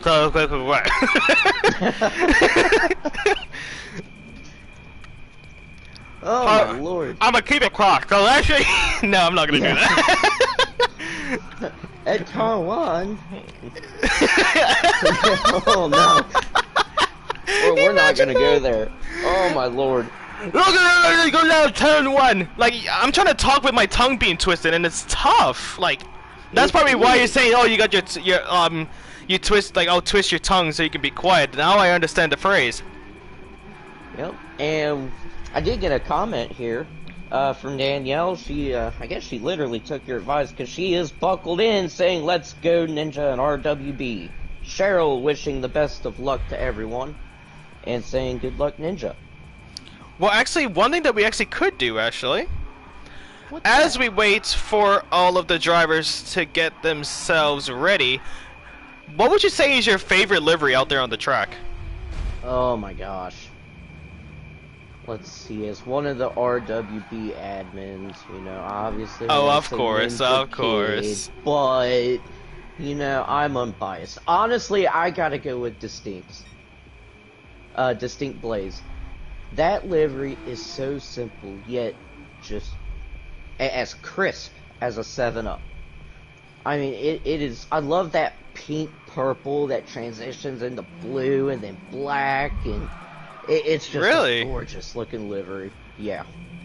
For me, actually, I actually like Mazda. I really like Mazda's one with a little bit of bronze / gold with the white, green, and black. And if you actually look, so with Mazda, we're actually currently on the side pod of his of the car. A few scratches out there, but it's gonna all be scratches. But you can actually look right inside of there, so it kind of looks like a Louis Vuitton esque design. But you can actually, if you look closely enough, you can actually see the GT Champions logo. You can see the Hypre logo kind of hiding like camouflage with the colors of that lime. And I think that's very, very creative by presenting GT Champions and Hypre. I think that's very, very cool in my opinion, and very, very creative as well. It is, but it looks so expensive, and I mean, if I was him, I'd be terrified to even drive it. Like, I mean, it's a you get one Porsche little scratch on 911. it. Like, come on, those things probably Yeah, retail will probably be around 300 to maybe 500,000. I don't really know exactly, mainly because we don't really have those in Bermuda. So, You know, I bet you I could look up the starting price of a 911 real quick. But I starting mean, price. even then- We're gonna be bidding on it.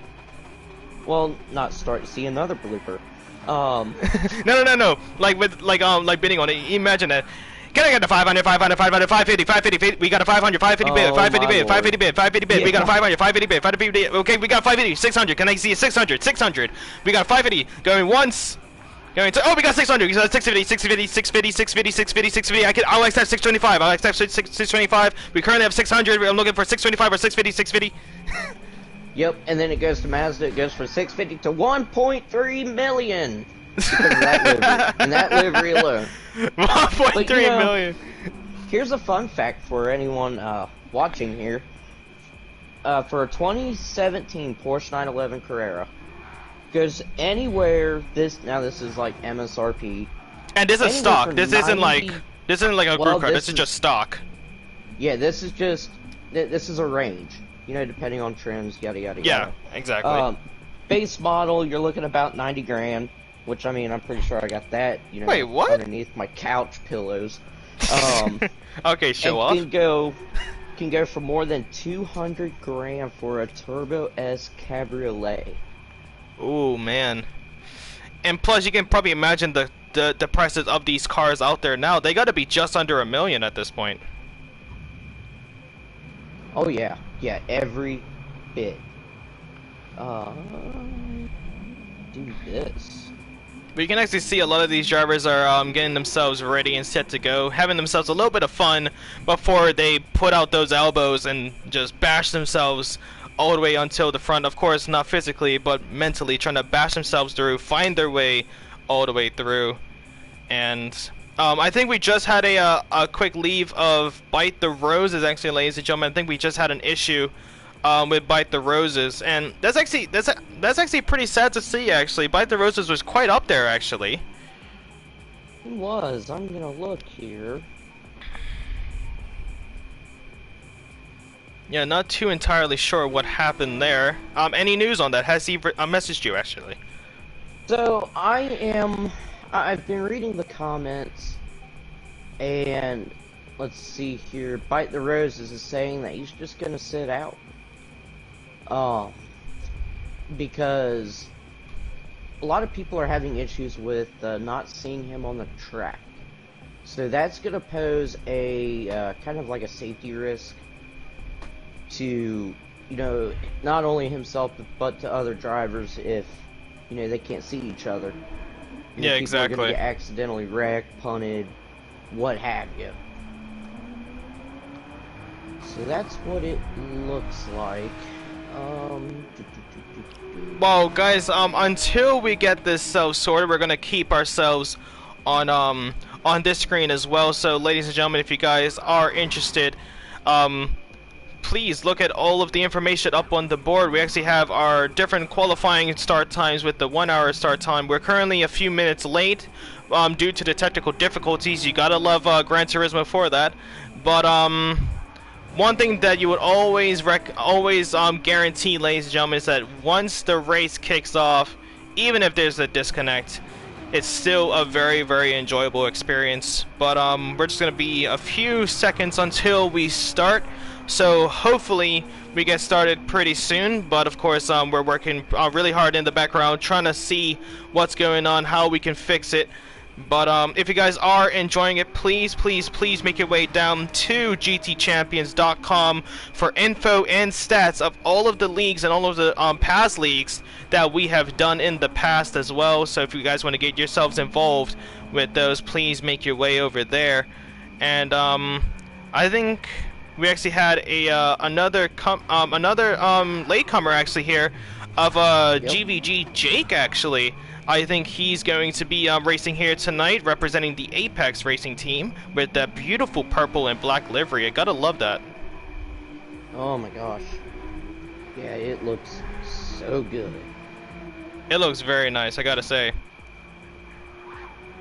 And I'm not too sure that he sees Lucas either, so I'm not too sure what's happening here, ladies and gentlemen, but we're working very hard in the background. But until then, actually, ladies and gentlemen, we're gonna be right back, and we're gonna be right back on the screen once we get everything sorted. So don't go anywhere, ladies and gentlemen.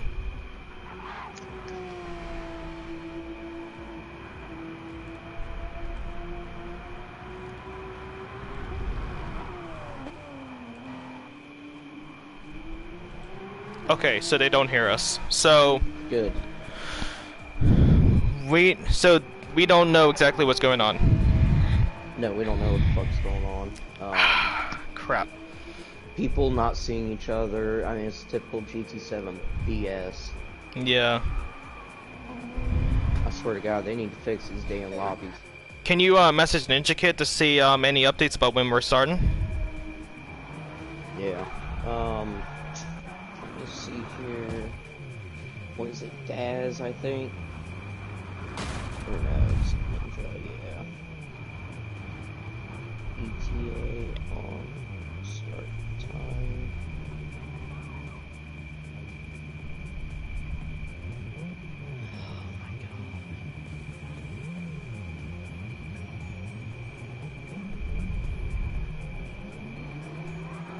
Oh my God. Oh my God, there's already 3 guys threatening to leave. No, not leave the league, but leave the actual lobby. I mean the race. Yeah. They said that Div 1 is cursed. It is. But you know what's funny though, right? What's that? The time that my computer actually decides to work. And whoever's commenting on my personal YouTube, yeah, I know that that we are heard, but on the main stream that we use, they don't hear us. So I don't know if you messaged that, but thank you for coming in as well, buddy. Just we're just trying to get everything sorted. Yeah. I don't think I've seen that.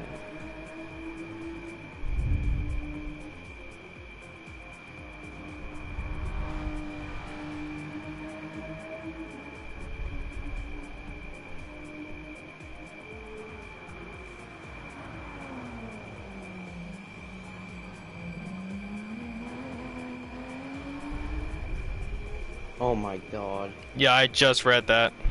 What the fuck?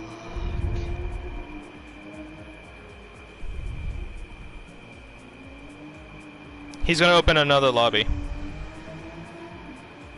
Error, yeah.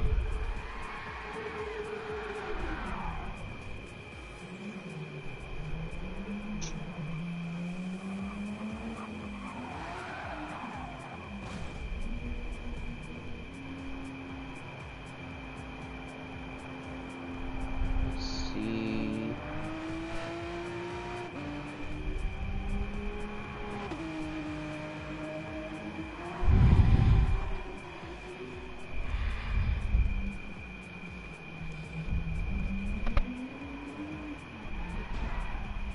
Everybody's having issues Yeah. across all the board. Wait, Or GT. across the board. Wait, Group 2 and Group T are having issues as well? That's what it looks like. We got drivers. All right. Well, that say can't that. even- Say that in the chat as well. Say that in the actual lobby. Yeah, just so these people know, it's not just Group 1, but it's also Group 2 and Group 3.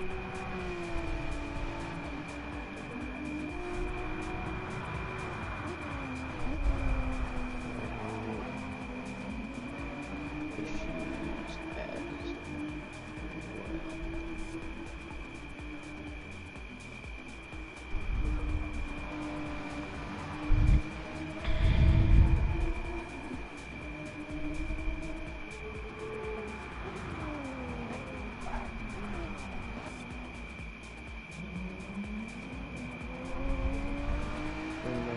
Message.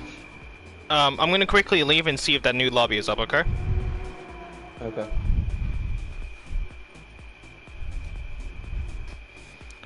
And once it is, I'll tell you to say it in that chat, and then we'll move over.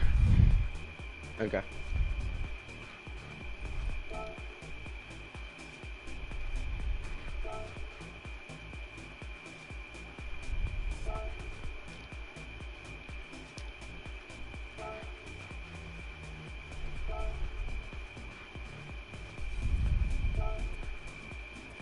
Let me check this one real quick.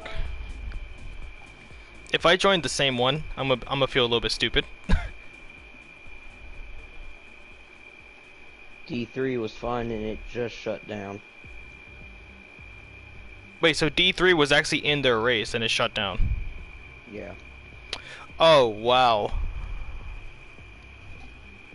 We may just have to transition back to sport for now. We might actually, yeah. I mean, hey, it'll be a lot more enjoyable with the instant replays. Yep.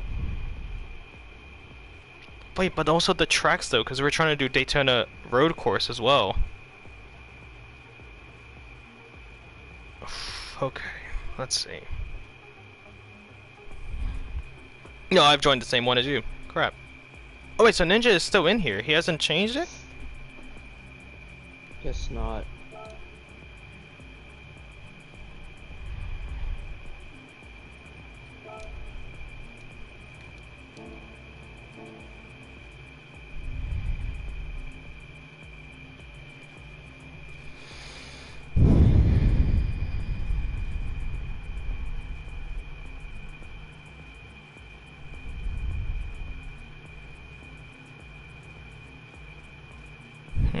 Yeah, because I have no idea what to do now, to be honest with you.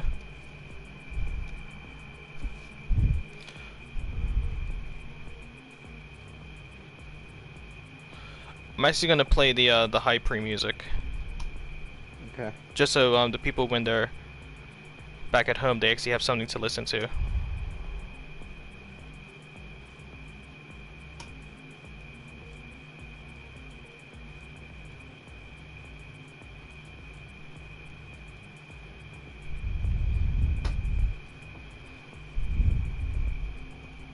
And it is copyright free music, so. Man, I was having so much fun commentating too. I know. Like, this is stuff I do truly enjoy. I mean, hey, if you're looking to do some ones Wait, in like why- Formula One, Wait, he's starting. he's starting. He just I don't- started. Oh, he did. Okay, I'm gonna look. Hold on, where's my BRB? Alright, ladies and gentlemen, I'm not too sure exactly what's going on, but I believe we have fixed it for the time being. As we're hearing those engines rev, we're waiting a few seconds until these drivers get themselves sorted. The engines are going, and here we are. We have started off from what it looks like. Nothing has popped up on the screen for me. I don't see any sort of... Oh, there we go. There we are, ladies and gentlemen. So a beautiful start there from Mazda as he makes his way into turn 2. Jake right on the tail end as Ninja Kid looks on the inside as them two go side to side. There's currently 6 drivers battling it out. Corey Hack had a little bit of a late start. Probably forgot to start the engine due to the due to the late start, a lot of the drivers had to leave for their respective reasons. But so far, ladies and gentlemen, it's a beautiful start from Mazda as he leads the way by almost a second off of Jake. And Red One has made himself pass Ninja Kid as well as Lucas, as Ninja Kid now falls down to P5. Lucas and Red One going side to side, and Red One takes a little bit of that gravel, little bit of contact, and Ninja Kid moves up to P2. And I'm looking at Jake. Jake is into the wall, messed up on that corner as well, as he now falls down to last place in 7th. But now Mazda with Jake spinning off. Mazda is actually in the lead by over 2 seconds to kick things off. Now you gotta say, that is an extraordinary start. Oh my goodness, that was everything that, you know, I was hoping for and expected. Obviously not for Jake to, unfortunately, you know, get into the sand and spin out, but what an exciting start, though. And we're looking at another start here. Look at Lucas and Red One down towards turn 2 as they fight against the understeer as they make their way through. Lucas trying to get the switchback, a little bit of bumper cars between the two drivers as they now make their way towards turn 3. And now you can actually see Lucas and Red One still going at it. Web Smurfer right ahead of them as well. Let's see what he's looking at. Here we are, and you can actually see how tough it is on these drivers as they make their way through. Lucas has actually just gone past Red One as well to go up to P4, and that's a beautiful overtake. We saw it a little bit from Web Surfer's rear end, rear end angle. Of course, in these Porsche 911s, they actually have a rear view display actually to the right side of the driver, like right in the cockpit actually. Right in the passenger seat, and it gives them a nice good view so they don't have to look up into the mirror. They can just look like a little quick look to the bottom right to see where they are. And Lucas makes his way up to P4. So far an amazing start. Unfortunate for the amount of drivers that we have with the late start, but so far it's been a pretty good one for all of these drivers, as we currently see Mazda still in the lead by now over 4 seconds off of Ninja Kid in second. Yeah, Ninja Kid, meanwhile, he is, you know, actually, he's about a second ahead of Webb and Lucas, and Ridwan, I should say. And Ninja Kid, he's gotta be careful. Because I know he's probably thinking to himself, he's got 2 very fast individuals. Lucas trying to get around Web Smurfer on the inside, gets the job done, and is sitting in 3rd. A good recovery drive so far for Lucas, as he was actually down to P6 at the race start. Now finds himself into the podium positions, and what a beautiful overtake right there on Web Smurfer. They made actually a little bit of contact, I do believe, but Web Smurfer almost getting airborne on the downhill, but is going to try and fight back to take back that 3rd place position. One person I do want to see, hopefully, is Jake, and as he has himself a little bit of a mistimed braking zone, still trying to learn the track as he has just joined in a little bit later, but still going to be giving it his all as he makes his way around Laguna Seca. But so far, what we're seeing is someone far in the lead of Mazda, someone that was in second, got that mishap, and currently far back behind. Corey Hack in there as well, and we're seeing a close battle for second as we now see Lucas closing in on Ninja Kid. Yep, and I do want to point out a couple things here, Justin. I am looking at the comments here. We are not getting any kind of audio, so we cannot be graced, or these people can't be graced by our voice. Yep, I figured it out. Yep, there it is. There it is. Well, there's a blooper right there for you, ladies and gentlemen. I forgot to unmute us. Oh, you gotta love it. Today has just been going so swell, as you guys can tell. But if you guys did miss it, I mean, if you guys did, you actually you did miss it because I had us muted. You actually saw a bunch of beautiful battles all over the field. Mishap from Jake at the beginning as he's still trying to learn the track. Corey Hack is actually, with the late start, has actually caught up to Web Smurfer and looking to battle out for P5. Just ahead of him, we're seeing Lucas right on the tail end of Ninja Kid trying to make himself into P2 as well as they come around the final corner. And for an 1 hour endurance race, of course, is not a sprint race. It's more of a marathon. So you want to pick out your chances when you have them. As we now see Lucas, he's going to look for this chance, potentially just going to back out of it. But now look at Webb Smurfer and Corey Hack. Is Corey Hack going to go for it? No, he is not. But see, and that just proves what I just said, as we just saw Jake, who has just disconnected. So we're now down to 6 drivers on the field. Actually, it says 7, and surprisingly, it says you, Cupcake. Actually, I know. Apparently, I am driving. And you don't have a nation. I don't. I am my own nation. You are from the moon. No, I am from the land of Little Debbie. Oh wow. You never heard of Little Debbie? No, I'm uncultured, my friend. Yes. Little Debbie is like a snack cake company here in the U.S. Ah, that's why I don't know it. Because a lot of our stuff is I mean, not a lot of our stuff. Like, we're British, like here in Bermuda, we're like British colonized, but like we do have only one American store, and it's gonna laugh, and you're gonna laugh about what it is. Oh boy. The one American fast food store that we have is KFC. That's the only one. We don't have McDonald's. We don't have Popeyes. We don't have any of them. We don't have any. We don't even have the pizzas. Like, a lot of our stores here in Bermuda is actually locally owned. But enough about me waffling. Oh, yeah, Ninja let's Kid. Take a look at the battle for P2 here. Yeah, Ninja Kid had himself a little bit of a hiccup at the hairpin, mistimed the braking zone, and am I seeing this right, actually, here, Cupcake? The sun is going down, and the headlights are coming on. Oh, no, this is gonna get good. This is gonna get good. Good now, for us, but bad for them. Yeah, bad for them. But, you know, Mazda, he is keeping a very comfortable gap between himself and Ninja Kid. They're about 6 laps in. He's been keeping about a 4-second gap between himself and Ninja Kid. So he's just kind of in the zone at the moment. Just, oh, he got a little bit loose there. Whoa, what happened to Luke? Luke has actually just messed up around, what turn is that? Turn 7, right before the uphill, as we did see him prior in qualifying, but now he's going to have the pressure of Widrun right on the tail end. So now Ninja Kid has been given a gift of clean air and clean racing, as we now see Ridwan catching up and going to be looking for a good battle between him and Lucas as they now make their way through. Right behind him, we actually see Webb Smurfer and Corey Hack still going at it.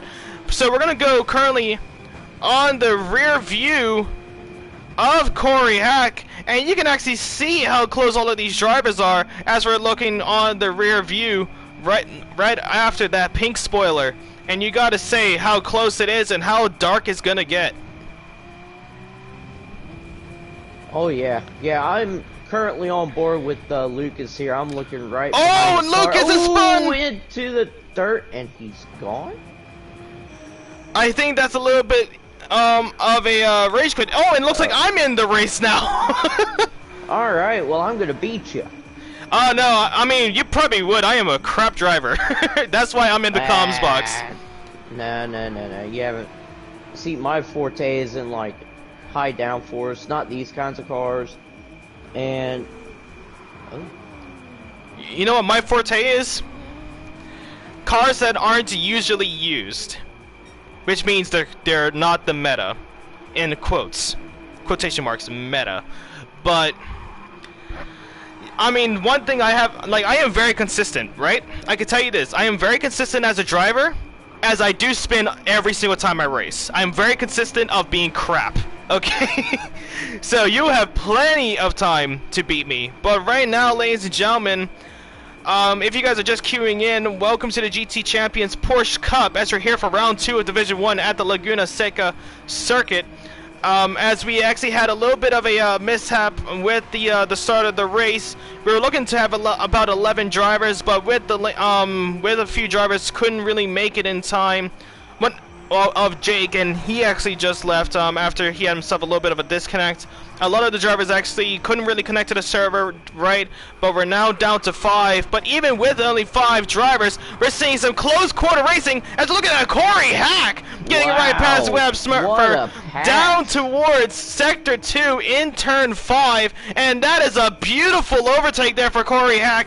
Had himself a late start, forgot to turn on the engine, was about 10 seconds back at the race start as Rid1 has himself an incident and now moves down to P5. Corey Hack in 2 laps, gaining 2 positions, now in the podium for Corey Hack. Beautiful stuff to see there. It is, and that's just gonna, that's gonna push them farther back from Ninja Kid and Mazda. This constant battling. And it's like what I said earlier today, the winner of this race will be determined by whoever makes the least amount of mistakes. And I think we're starting to see that take shape, with Corey Hack being 10 seconds behind Ninja Kid. Ninja Kid, I think, no, it looked like he was starting to gain on Mazda by about half a second. It's went back, to 4 seconds now. Seems to be going down. That's odd. Well, we're actually seeing the, Yeah. Well, I can definitely tell you why, actually. I believe Corey Hack, Webb Smurfer, as well as Rid1 are all doing different pit strategies. I believe that they're on the set of mediums by how far how far back they are compared to their qualifying pace. And Ninja Kid and Mazda might be on the set of softs, as they have been clocking around 121s, as Corey Hack and everyone else behind have been on 122s, and Corey Hack was one of the fastest drivers in qualifying. So I believe it's going to be a mixed setup for all of these drivers out here, and so far it's going to be Mazda currently taking the early lead, currently ahead of Ninja Kid by almost 3 seconds, and was about 4 seconds prior. So Ninja Kid has actually been gaining on Mazda, so we could be seeing a change in the lead of this race. But Corey Hack, as well as Webb Smurfer and Rid1, are going to be looking to go for the longer stints on this one, I do believe. And might be getting an undercut when they switch onto the set of softs after. You never know. Oh, yeah, and I didn't even realize that. Yeah, so this is going to get interesting then. Especially first and second, with the softs, everyone else on mediums. Ooh, that's going to... Ooh. I can't wait to see what happens later on in the race. Well, we are going to be having front row seats as always here at Cupcake, and same with the people back at home. If you guys are just enjoying this, please let us know in the comments if you like the video, like everything. If you're watching from 12 Ounce Sports Network, I want to welcome you as well, and please make your way down to gtchampions.com so you're notified on all of the stats as well as updates to the league, as well as Hypre. Go look up Hypre as well. Oh, Rid1 overtaking Webb for 4th position.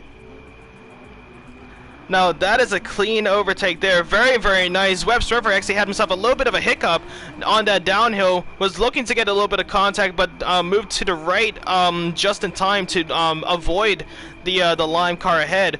But if I'm gonna be honest, in these dark in these dark times, literally, as the sun is currently down, I would rather be behind someone than in front of someone, just because you can actually use them to actually give yourself a little bit of leverage with the slipstream, so he's going to give you a little bit more pace, but as well as the fuel consumption. Your fuel consumption is going to stay like pretty nicely, actually, as that slipstream is going to carry you through a lot of these corners. But it's kind of a a dual-edged sword as well, actually, because even though you're getting some very, very good slipstream, you're also getting a lot of dirty air into these corners. So even though you're saving on fuel, your tires, specifically the front tires, are really, really gonna start taking a beating.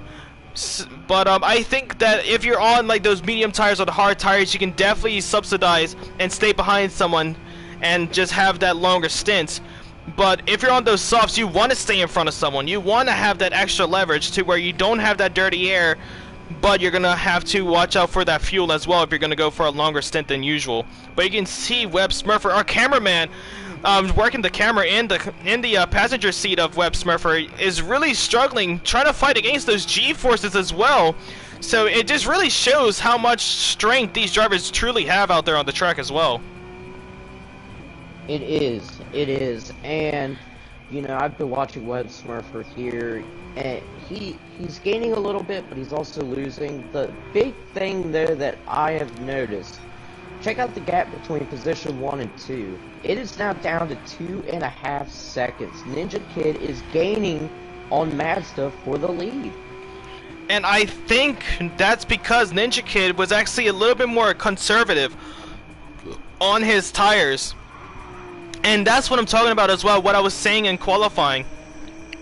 You can have that fast pace, you can have that quick pace, but even though that you can be consistent at that quick pace as well, you still need to figure out the tire consumption, the fuel consumption, and all of that sort to see what you're actually giving up to get those sort of what's it called?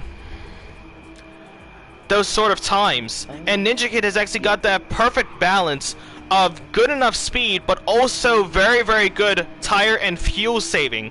And I think that's going to really aid him to catch up to Mazda, stay longer out on the track, and even if he has those hiccups just like that, he's going to make up for that later on in the next lap. So I think Ninja Kid is in a very, very good position here. And I'm actually looking at it as well. Web Smurfer is now behind Ridwan by around 8.5 seconds. So it looks like Web Smurfer has actually had a huge, huge mishap while battling out with Ridwan, and now falls down even further back at the pack, now 28 seconds behind the leader of Mazda. Yeah, and Mazda making a pretty big mistake there by getting into the sand. That dropped his gap between himself and Ninja Kid by almost 1 second. Wow, yeah, and you can actually see the gap now. Ninja Kid is now closing in to within 1.9 seconds, currently at 2.2 as they make their way up. And I'm actually looking at it. Mazda has some very, very good exit cornering speed, but he actually struggles on the actual entrance of those corners. Oh, and Ninja Kid with a huge drift. Tokyo over here for Ninja Kid, as he has a good save there and settles up for P2 so far. And actually, there is one thing I'm actually looking at, and there's actually a kind of a trend here. One thing that makes the Porsche 911 actually so unique is that on the side doors, you can actually see 3 lights on the door.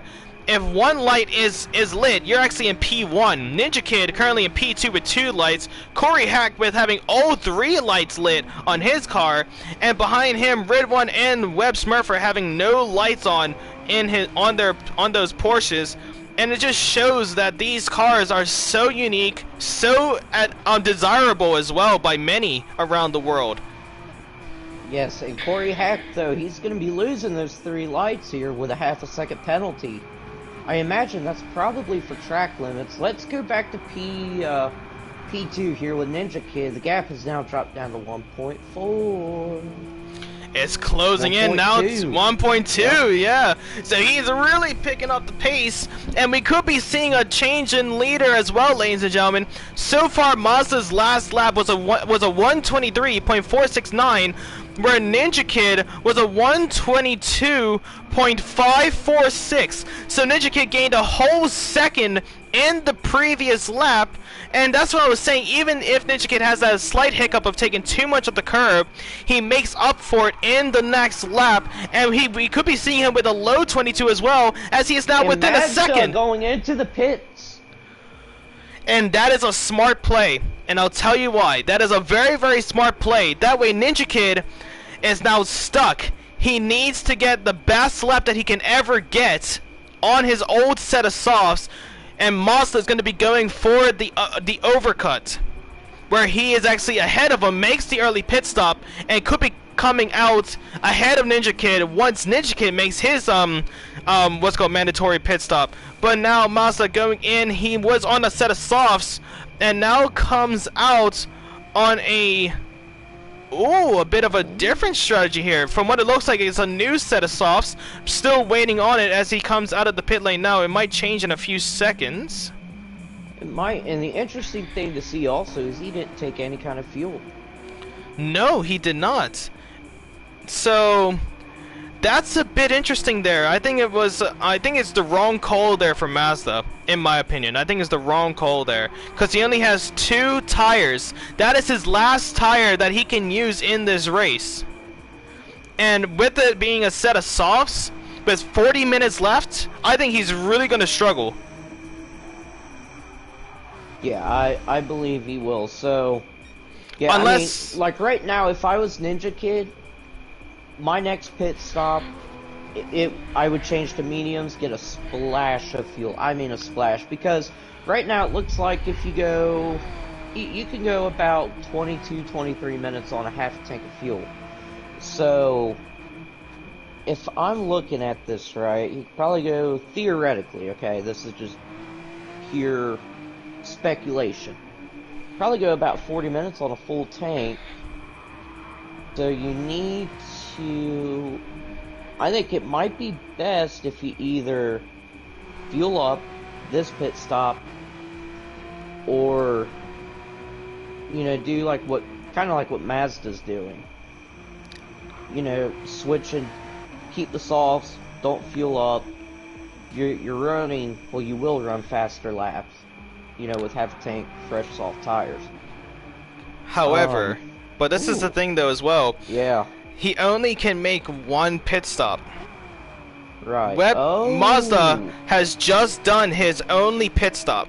So his fuel and his tires have to go until the end. So Ninja Kid, I think his best bet to do right now is to wait until the 25-minute mark, as we're currently just crossing over the 22. Go in the 25-minute mark, go on the set of mediums, and I think, as you said, get a quick splash of fuel where he will get like 3/4 filled, and I think he'll be fine after that too, where he can go all out on the fuel, doesn't have to fuel save, doesn't have to worry about tires, and just goes until the end. Absolutely. And while everybody here is kind of spaced out, I did receive a couple interesting comments. What's up? So we got a couple here from Danielle and Cheryl, you know, cheering on Ninja Kid. They're loving it right now, which, you know, I'm glad to hear. Nicole asking, are you front row seats if you two are in the lineup and track? It's too hot to be in the front row. I mean, we're in California. I mean, I'm in Bermuda, and honestly, right now, I have my AC unit blasting right now. Like today, like I do Celsius. So if someone wants to do the quick maths and see what it is in Fahrenheit for the Freedom units, I like that. What's it called? It is 25 degrees Celsius, 30 degrees with humidity. 30 degrees. Ooh, 40. 30 degrees Celsius, and I think that could be around maybe the 90 degrees Fahrenheit, maybe 96. I'm not too sure. Just did the math here. With the 30 degrees Celsius, it's about 86 degrees. It's about 88 degrees here in all seriousness over in Cincinnati, Ohio. We've been... Oh, okay. So we're pretty much in the same boat then. Yeah, we're pretty much in the same boat. We've had storms and pea-sized hail and all that today. And you've had hail? Humid, so... Oh, yeah. I've only seen hail once in my life. Once. If you ever want to see the weather change, every 5 minutes come to Ohio. Oh, no. No, Bermuda's the same way. There'll be 1 second where it's... it's been raining all day, then you have that 1 second where it's like nice and I was about to say shunny, nice and sunny, and then it just comes down raining again 5 minutes later. Like, Bermuda is the same way with that as well, my good sir, where we just have just quick changes. I'm telling you, this past year, one day it'll be 70 degrees, and this is the honest truth. Next day, 30 degrees, snowing. And then back up to the 50s and 60s. Well, if that happens in the near future, it's May as well. So if that happens in the near future, there is something going on. Well, that's Ohio for you. But, you know, Danielle, you know, she's been listening to us, which thank you so much for commenting and watching. She just pointed something out, though. You know, the Celsius and the Fahrenheit, that doesn't matter right now because it is ninja degrees in here because this dude is hot. He is going on a roll. But someone that is on a roll right now is going to be Mazda on his new set of softs. Whoa, look and at that, he is sniffing the diffuser of Red One. He is smelling what he had for breakfast, lunch, and dinner. And so far, it's just been concrete, a little bit of sand, a little bit of gravel, but still concrete. And Mazda is just taking it all in. And it's definitely not a scent that he wants to get used to, as he wants Red One to be smelling that diffuser, and probably even driving far past. But you can actually see Red One is actually defending pretty nicely against Mazda here. It's going to be the Australian versus the New Zealand, and it's going to be tough to see who's going to be the one to come out on top. Yeah, and this is also bad news for Mazda, because he is pushing that car even harder. He's going to be wearing those tires down super quick. I mean, he's only about 4 laps in. I mean, we're already showing, you know, some pretty good wear going on with his soft tires. And with Red One, you know, doing a wonderful job defending, that's just going to eat Mazda alive. Well, let's see who's going to be the one to come out on top. Mazda is just trying to get out of that dirty air. You can see in each corner, as he now looks around the outside, Red One is going to defend on the inside. Mazda's going to try and go for the switchback. He's looking for it. They're side to side. And Red One shuts the door and holds on to that 3 lights. A little bit of a slip. Whoa. He saves it.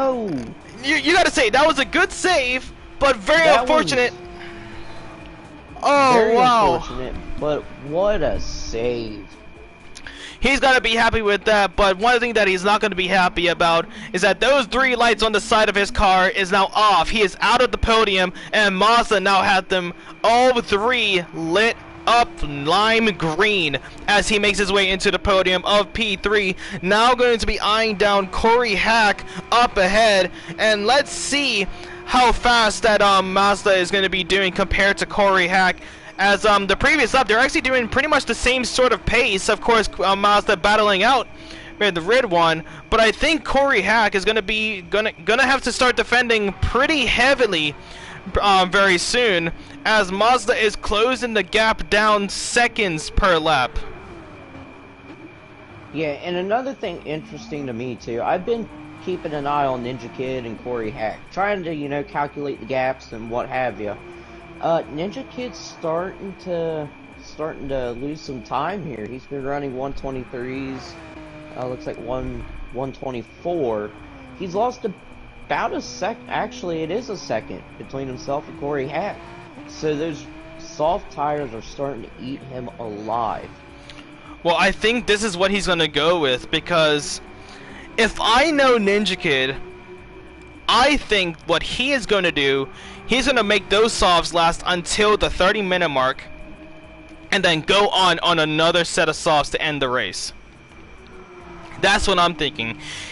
He is going to be laying the groundwork in these tires, to help him out on the next pit stop. And he knows that on the 30-minute mark, all he would need to do is just go with half a tank, and then he'll be set for the rest of the race. Yeah, I mean, let's look. I'm trying to look here. Oh, but look, yeah. so actually, one thing that you were saying, so Corey Hack is gaining a second on Ninja Kid each lap, yeah?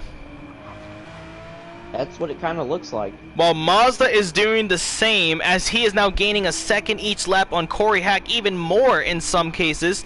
So now Mazda is really shifting the gears, as he is now around 3 seconds behind Corey Hack on a purple lap as well. So this could be the fastest lap of the race so far. Could be taken away from Lucas, as he said a 121.539, and he does a 121.198 for Mazda. A beautiful time there. Very difficult to do it during a race as well, as he is closing in the times that he was doing in qualifying, actually. And that is very, very commendable, especially in these sort of conditions where all of the pressure is on you, and now you're going to be focused on the driver ahead of you as well, as 3 seconds separate second and third. Oh my gosh. Well, let's see this now. We have now just reached the halfway mark of this race, and now is gonna come down to the decision making of Ninja Kid.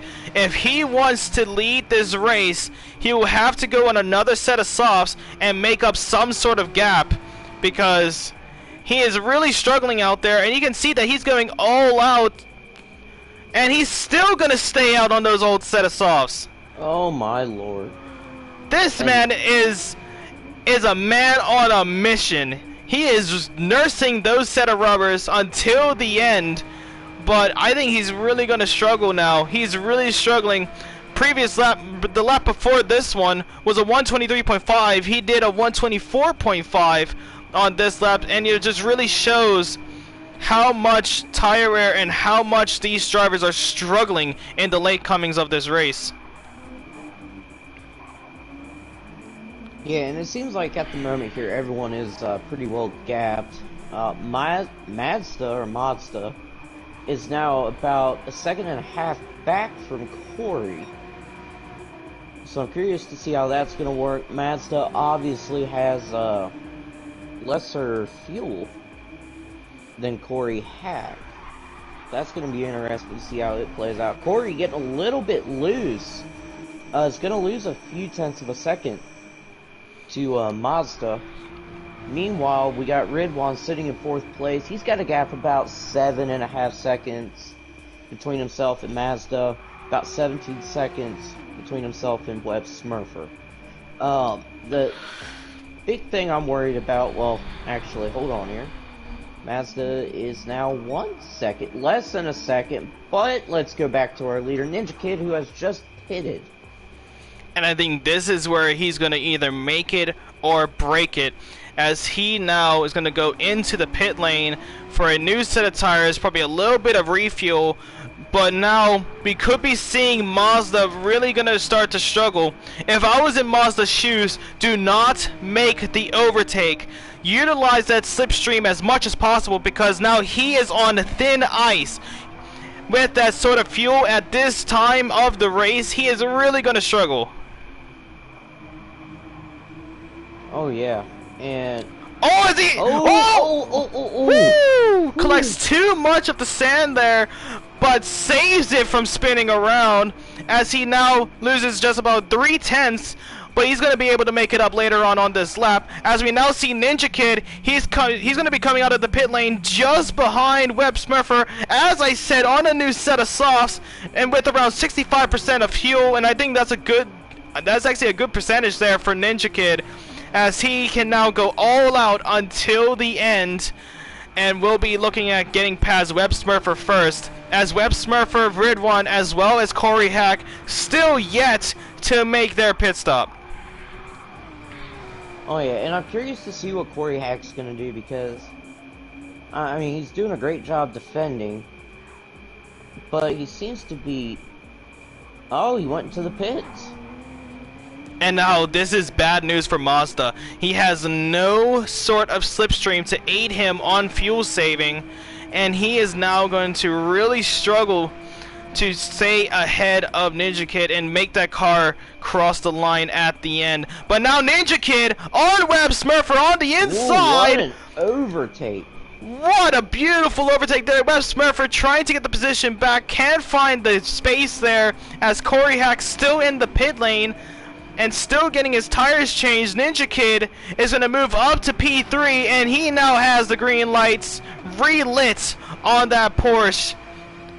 And now bad news for Corey Hack, now behind Webb Smurfer, and Webb Smurfer now needs to make his pit stop, as he's still yet to do it, and his fuel load is actually pretty low as well. Same goes with Ridwan. Actually, Ridwan has actually been fuel saving quite decently, actually, I should say. Oh yeah. Yeah, that's what I'm seeing here. Now, is it me, or am I seeing some kind of, like, network issues with Corey? Let's see. He's actually looking pretty nice there, taking these corners. Yeah. Oh, yeah. Like, he looks pretty alright. He's not like, He looks good. he's not Slendermaning around the track. But, no. but he's doing pretty nicely. He's doing pretty nice on a new set of tires as well, a new fuel, as Ridwan finally makes his pit stop. Let's see. Actually, this is actually a good test. Oh, Corey Hack, a little bit of a hiccup down that chicane as he collects a little bit too much of that gravel on the exit, but was able to hang on to it. Webb Smurfer just ahead, still staying out on his old set of tires. Ridwan still yet to reach the pit box, and he reaches it now, and I think he's really going to struggle as they change the tires, probably onto a set of softs to end this race. Now has to fuel up, and he comes out now, but he's going to be so far behind. Poor Ridwan.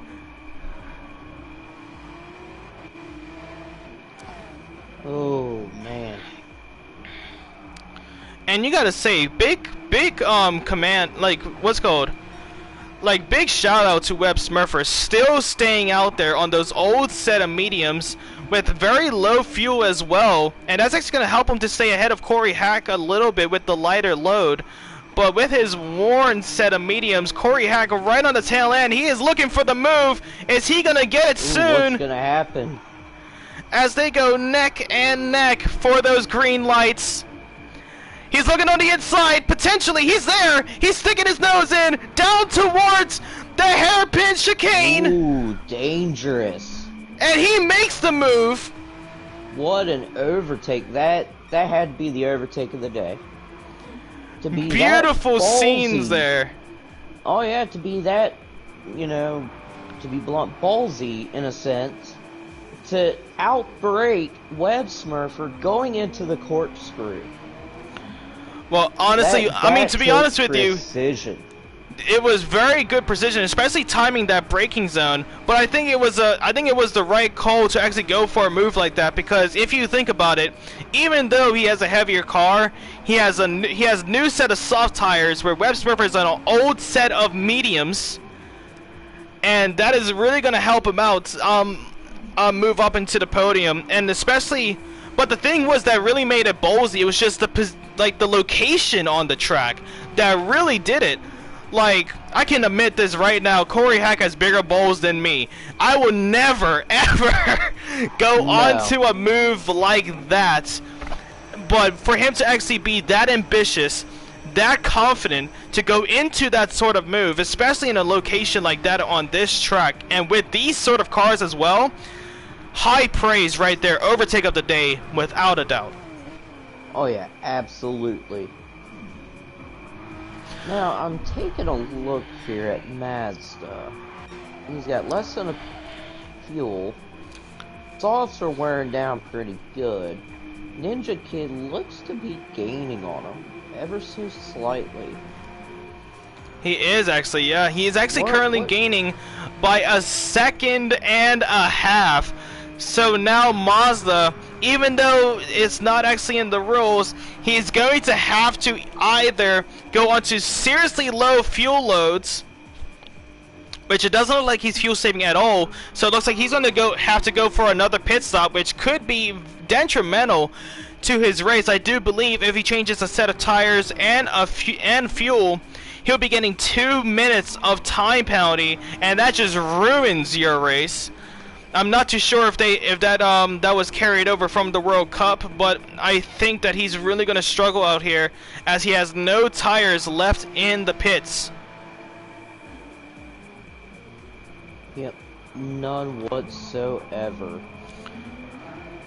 As you can see, and he is struggling in these corners. You can see in these corners, really struggling to keep the grip. But now Ridwan is going to be coming out of the pit lane earlier, and now right on the tail end of Webb Smurfer is Ridwan going to pull a Corey Hack.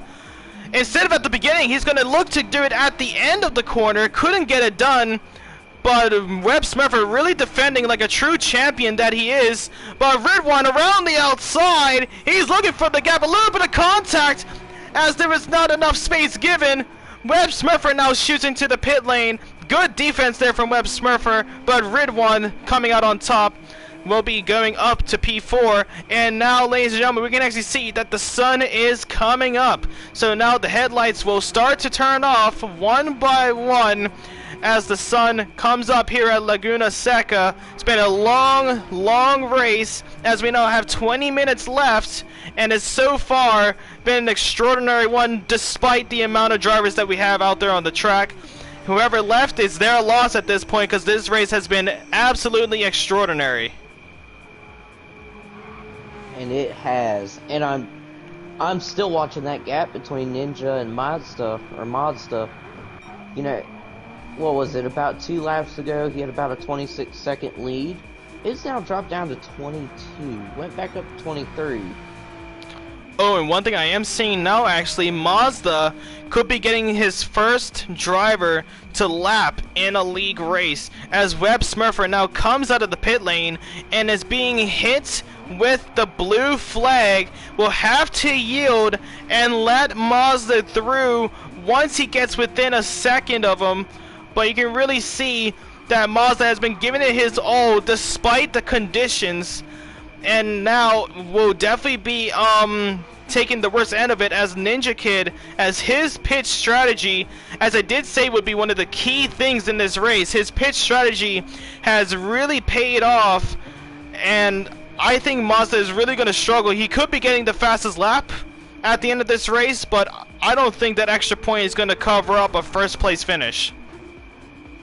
No, I don't think it will at all.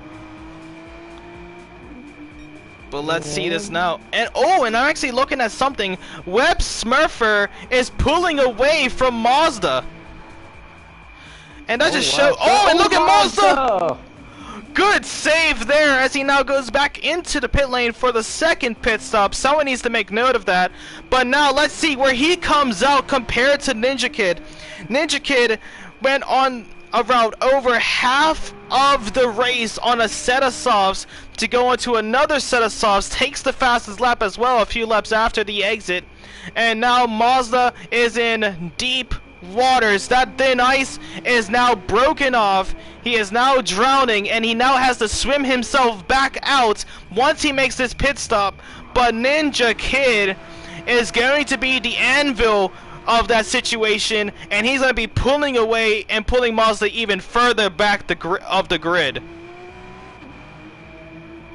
And now Ninja Kid with a 9-second lead over Corey Hack, who has now taken second position. And you can now see Mazda exiting out of the pit lane now on his new set of softs, 42% fuel left, and I think that's a good percentage, but two pit stops instead of one pit stop is the wrong strategy there for Mazda. Yeah, and you know how we were talking about Mazda setting the fastest lap? Looks like a couple laps ago, Ninja Kid has set the fastest lap of the race at a blistering 121.1. And that is an extraordinary lap there from Ninja Kid, representing RWB well, and I know that you're going to be excited about that, Cupcake, aren't you? Oh, absolutely. Absolutely. I tell you what, we're so glad to have Ninja Kid on the team. Honestly, doing an exceptional job here at GT Champions, as he is on a clear race lead. Corey Hack is actually lapping around 7/10 less than Ninja Kid.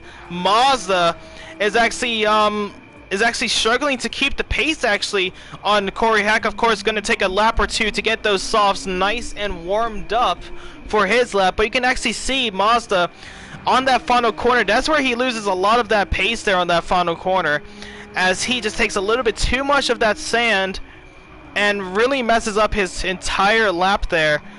But he is closing the gap between him and Corey Hack. I'm not too sure if it will last, but so far he is now over 18 seconds behind Ninja Kid, and Ninja Kid is actually, looks like he had himself a little bit of a hiccup, as Corey Hack was able to make up a lot of time there into these corners, as he was around 9.5 seconds, almost 10 seconds behind Ninja Kid, and Corey Hack has actually made around half a second, maybe even a second on this lap.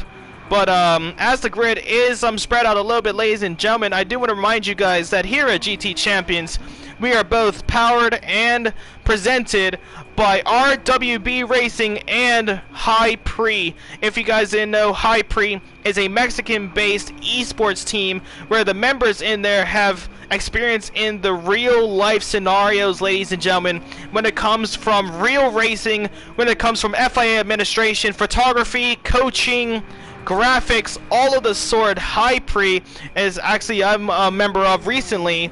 Very, very proud to be with them. Of HiPre does an amazing job. Big shout out for them for doing all of the graphics, specifically Pixteca for running HiPre as well. Big boss, a big teddy bear as well. You gotta love him. And of course at RWB Racing, Cupcake. Do you want to actually give a little quick description of RWB and what you guys do? RWB, we've been around for a little over 3 years now. Started out as just a small group of casual guys and gals looking to race, and we have done. Hold on. Ninja Kid in the sand. Ninja Kid in the sand. Here comes Corey Hack. Corey Hack. Oh no. We now have a battle for P1. And I just saw what happened there on the exit. I was looking at the mini-map on the top right. Ninja Kid took a little bit too much of that curb right before the uphill and collects a little bit of sand on the re-entrance. As you can see, there's a little bit of a hiccup. No. Ninja Kid now loses the lead, and Corey Hack has taken it.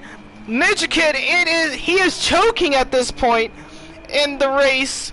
And Corey Hack, from starting in last place, and not just in last place, but in last place by over 10 seconds at the beginning of this race from a late engine start, now leads this race.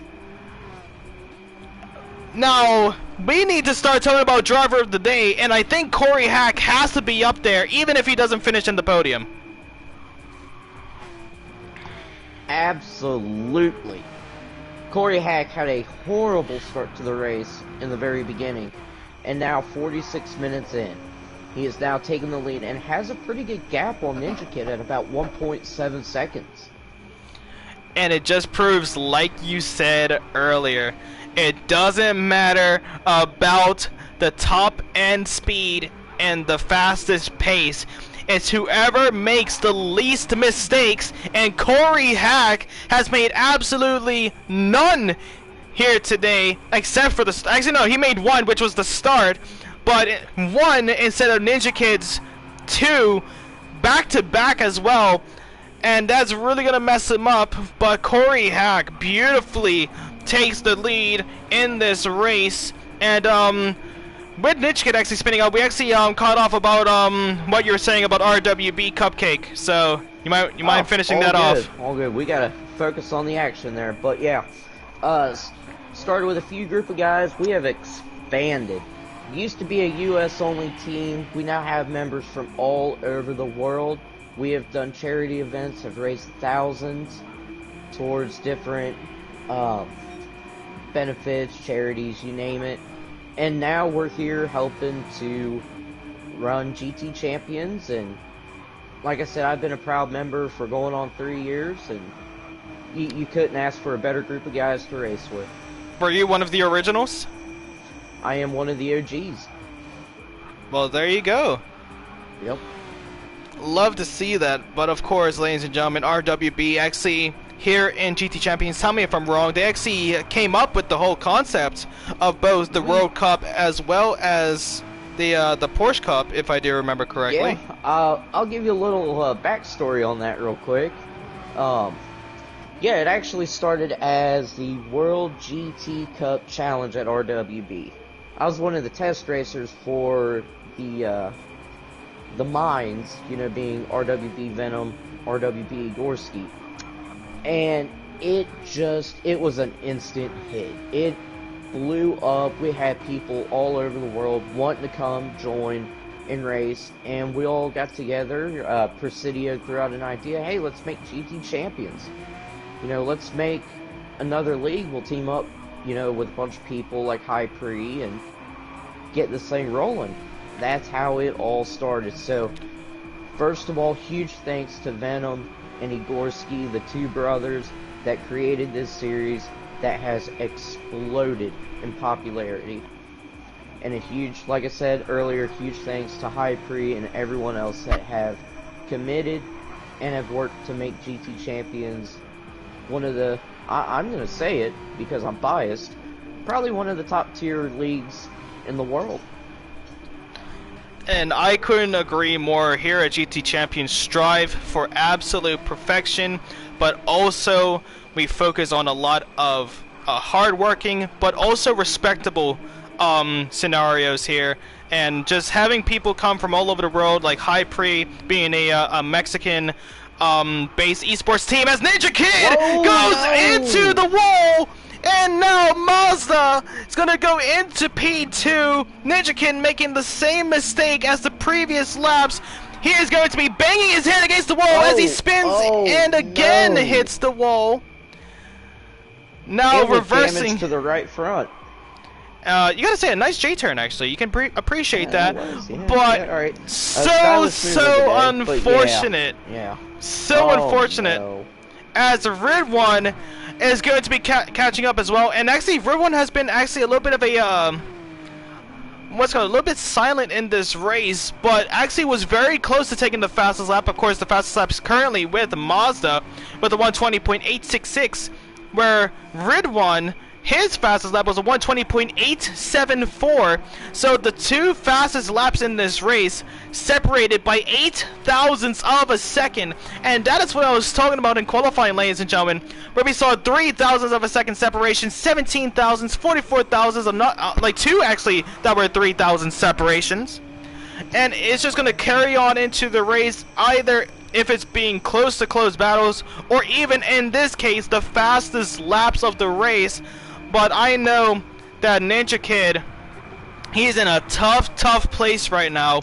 Was looking at getting the race win, but unfortunate with his mistakes at Laguna Seca, which is, gotta say, one of the most difficult tracks in the world of Gran Turismo.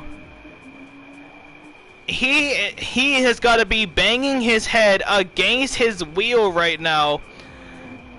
But what he needs to do, he just needs to keep his head up, keep his eyes forward, and keep that foot to the throttle, and he'll be making up with the podium position. And I think that this race is definitely going to be one that would have but couldn't. Yeah, and if I was Ninja Kid at this point, I would just shoot for staying in third. Make sure Ridwan does not get near you, which, you know, Ridwan is about a second and a half back for Ninja Kid. But at this point, try to salvage that podium position. You know, this is a long race. It's on a difficult track. Not just that. Not bad at all. And not just that as well, not just that it's a long race, but also this is just the beginning of the season. And all of these drivers are very competitive. A lot of them actually coming from the World Cup, actually, from Division 1, from GTC 1 actually, it was called. And they want to aim for the trophy. And all of these drivers giving it their all, and it's not how you start, it is how you finish. And that doesn't just go with the racing from qualifying, but also in the whole league and season entirely. It's not how you start, it's how you finish, and you want to finish with high hopes, with all on that top step as well. But of course, you want to get that early start to give yourself a little bit of leeway. But that just shows right there that that is not over just yet, ladies and gentlemen. It's not over just yet. Plenty of racing to come from months and months' time. But so far here today, we only have 6 minutes left of racing. And Cupcake, even though we've had our technical difficulties at the beginning, we've had people leave due to it being a little bit later where they are. It's just been an extraordinarily amazing race from start to finish. And honestly, love to have you in the comments box. I've been doing it solo for a long time, but having someone next to me really makes it even more enjoyable. I could definitely say that. Oh yeah, and I will say it has been an honor to co-commentate with you. I know the first time, I'll be honest with you, when I watched your first stream, I think it was like last season's World Cup. I believe you were streaming GTC 4? It was GTC 3, actually. 3, I'm sorry. No worries. At Nerd GP. And you just had me, like, sucked in. Just with the commentating. I thought, I need to commentate with this dude, and he needs a raise or something, or... you know what? I'm gonna take you a bucket of KFC. How about that? Oh, hey, yo, I'll take it! I'll take it, bro! I would definitely appreciate that with open arms. I will send that on Facebook. I'll tag you and everything. But honestly, it's been a long few weeks for me. So just hearing that, to be honest with you, mate, it has been absolutely amazing to hear. And honestly, it makes me blush and it brings the tears to my eye. Like, literally, I am crying because these last few weeks have been horrible for me, for the loss of a pet, to a potential loss of a friend, to a memorial of a friend that's already lost. And honestly, just coming back here, doing commentary, I was actually speaking with Presidio earlier, a few days ago, where he was saying, are you sure you want to come back? Because if you need a little bit more time to actually sit back and like reevaluate and focus on yourself. For me, commentary just brings me out of that whole darkness, brings me out of that whole...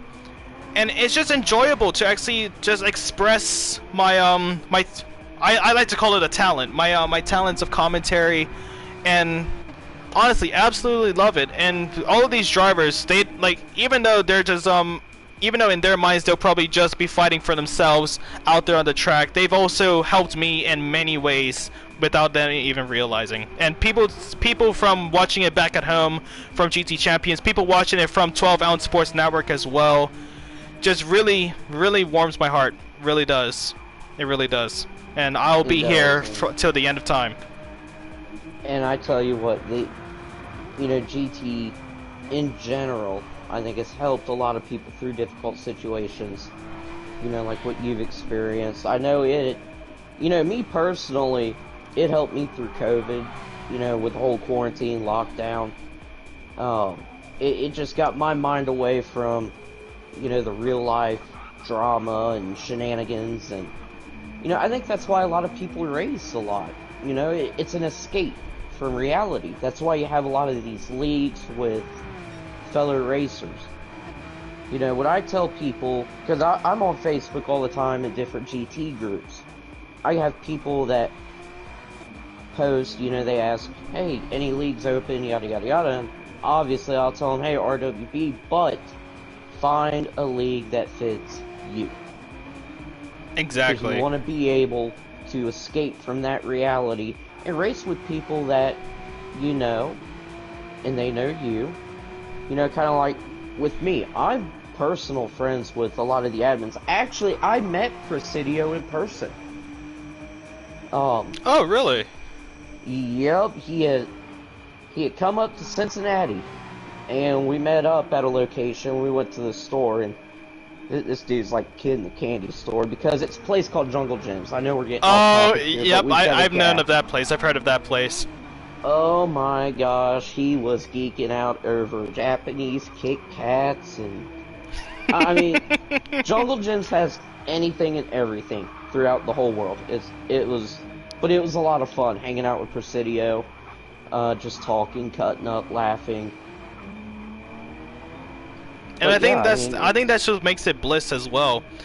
To be honest with you, it makes it just even more enjoyable, but also even more worth it. You know what I mean? It just makes it like worth it to actually go into this. But ladies and gentlemen, I think it's coming to around that time where this will be the final lap of the race here, ladies and gentlemen. We have 1 minute left to go, and I think Corey Hack could be taking the race lead, has Mazda right on the tail end. Ninja Kid, with his unfortunate spins, will lose out on a first place, but could be looking at getting a podium. But you gotta say, all these drivers fighting against the elements as the sun is coming up, is no more moon, No more nighttime. It is now early morning in the high mountains of Laguna Seca here at the WeatherTech Raceway. Corey Hack started in last place with the abysmal start. Now we'll be coming around to the final sector for potentially the final time. 10 seconds left on the clock. Yep. As Corey Hack makes his way down towards the final corner on blinking red fuel. That is going to be it, the final lap. One last ditch towards the finish line, the checker flag. Corey Hack is going to take it as he gets the race win here tonight. Today's driver of the day, overtake of the evening. An extraordinary race for Corey Hack. And Mazda as well. Mazda with a very gutsy pit strategy comes home in second. Ninja Kid is going to retain podium position. What a drive by everyone. Webb Smurfer is getting ready to come around. It looks like, well, yeah, this will be his last lap. Looks like he may be coming home in fourth, y'all. Looks like he is, and he's been doing an exceptional job as well, Webb Smurfer. Ridwan as well, fighting against the elements, but that is going to be the top 5 here, ladies and gentlemen. Ridwan is actually coming home with an extra point. He has gotten the fastest lap here in the previous lap as well, as he crossed with a 120.824. But ladies and gentlemen, that is going to be it. Corey Hack is your winner here today with Mazda and Ninja Kid, and we're going to be hearing from them just shortly for the podium interviews. So don't go anywhere, ladies and gentlemen. We're going to be right back.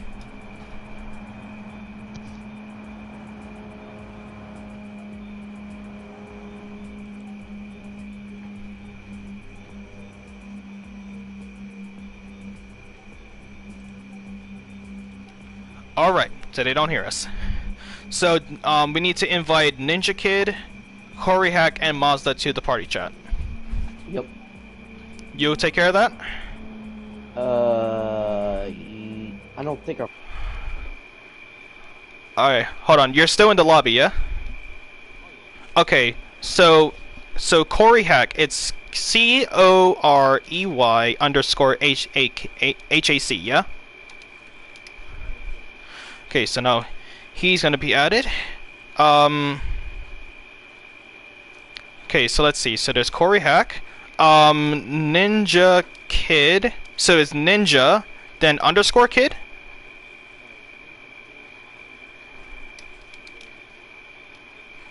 Underscore 02. There we go. And what's the last guy?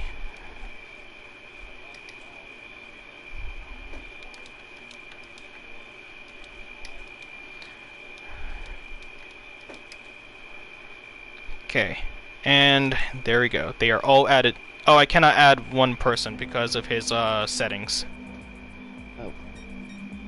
Well, it just showed 3 people were added. Oh, did it actually? Yeah, indeed. Alright, beautiful.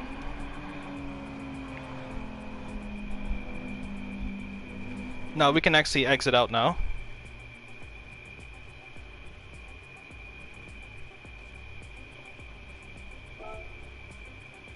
There we go. So hopefully they join soon. If they don't, we'll just close it off. Oh, there we go. What up, Ninja? Hello. Hey, Ninja Kid. Do you know if Corey Hack and Mazda are coming over? I do not know. Crap. Also, by the way, with these interviews, we won't ask about like the beginning of the race and what happened with the connectivity. We're just gonna ask about what happened in the race. Cool. Cool.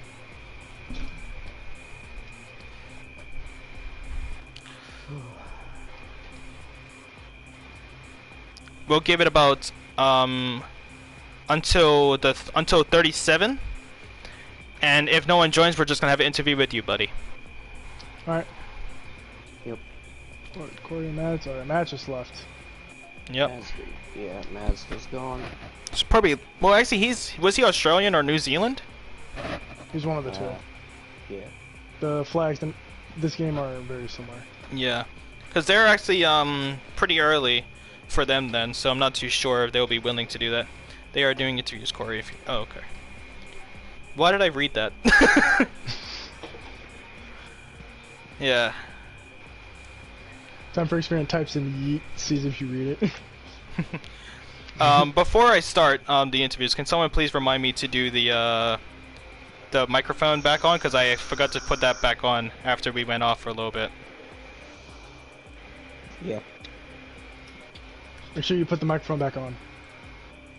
Gotcha. Well, I'm still waiting. 2 more minutes. Yep. The Hey, sausage good race, by the way, Ninja. suck. Yeah. I just clicked it. Corey, come on, you can't pass on this now. Ah, he passed on it. All right. Well, I'm gonna let the music play, and then we'll go back into it. Alright. Yeah, no, the sausage curves are dead. Like, you can't. Oh, I know. I know. Also, before we actually start, Ninja Kid, please go into the party and make sure that your voice is allowed to be shared, Yep. or else we'll be talking into a brick wall on their end. That is true. I'm checking right now. Cool. You get a lot of fans on YouTube, by the way. Do I actually? Wait, what? Yeah, Wait, my who? my voice is always shared. Oh, okay. Oh yeah, Yeah, Ninja Kid has a lot Danielle, of fans. Yeah, sorry. Yeah, there was like Danielle and who else? Cheryl, I think. Yep. All right, you guys ready to start? Yep. Excuse me. Yes.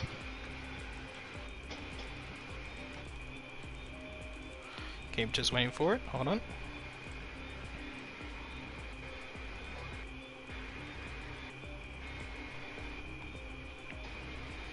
All right, you guys ready? Ready. You didn't Ready. tell me to do the mute audio. Oh, Joking yeah. with Mute it. audio. Mute it. All right, 3, 2, 1. Gotta wait 8 seconds, so it's with the delay.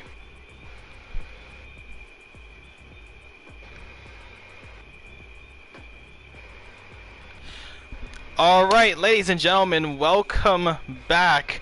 If you guys did miss it, we just saw an extraordinary race here at GT Champions for the Porsche Cup Round 2, Division 1 at the WeatherTech Raceway at Laguna Seca. We are here with our 3rd place finisher, Ninja Kid. Ninja Kid, how are you doing, my man? I'm doing alright. How you doing today? Beautiful, beautiful.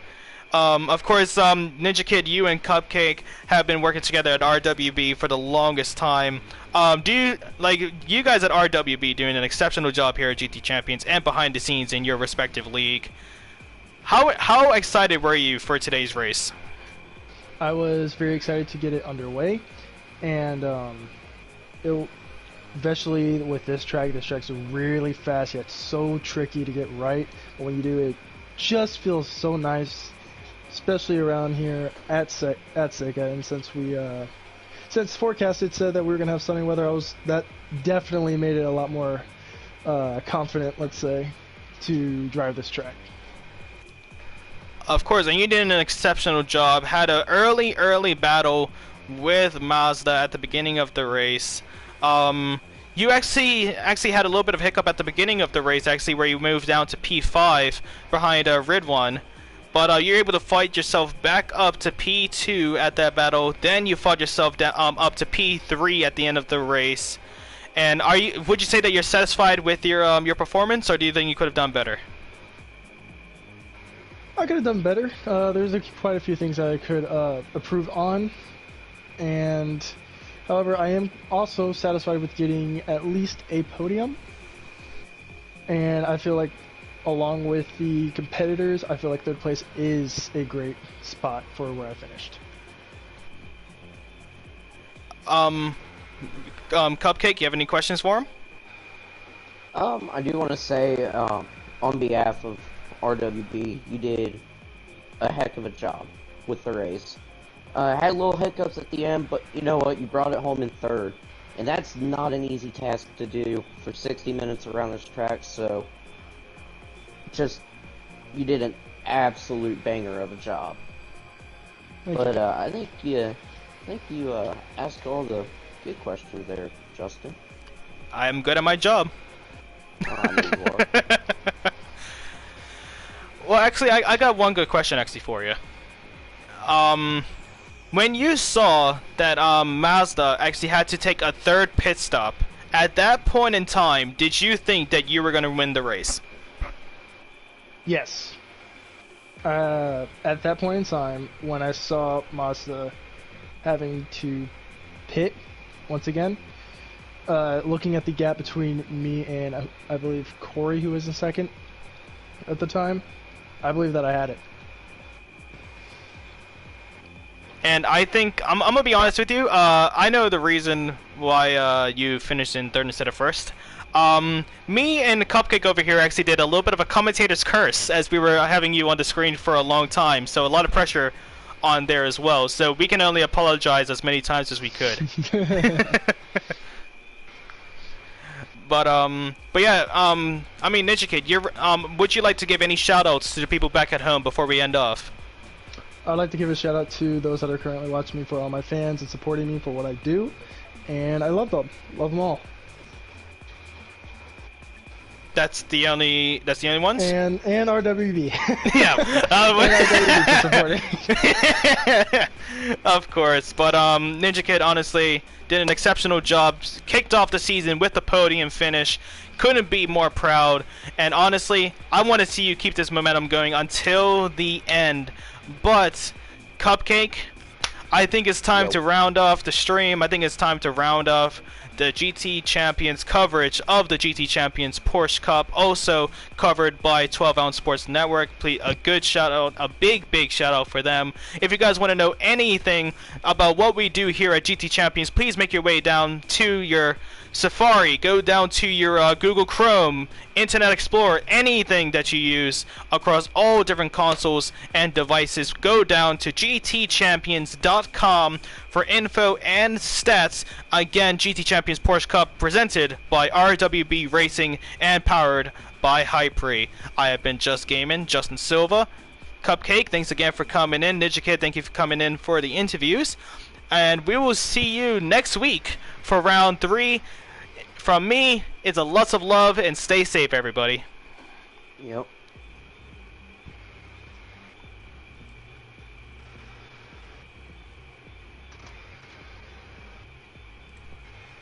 And now they don't hear us. Yeah. Awesome. Beautiful stuff. It was. I think we need to go back to GT Sport though. Yeah. I'm not too sure, to be honest with you.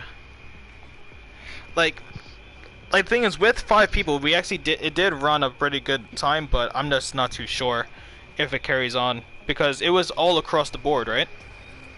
Yeah, it was Division 2. What I think what they actually ended up doing was something smart, because not only did they have an issue trying to start the race, then they had to restart their lobby. When they restarted, they actually kept mind who was where. Excuse me. And what they ended up doing was setting up themselves to do their to stop on their outlet right before the finish line and just go.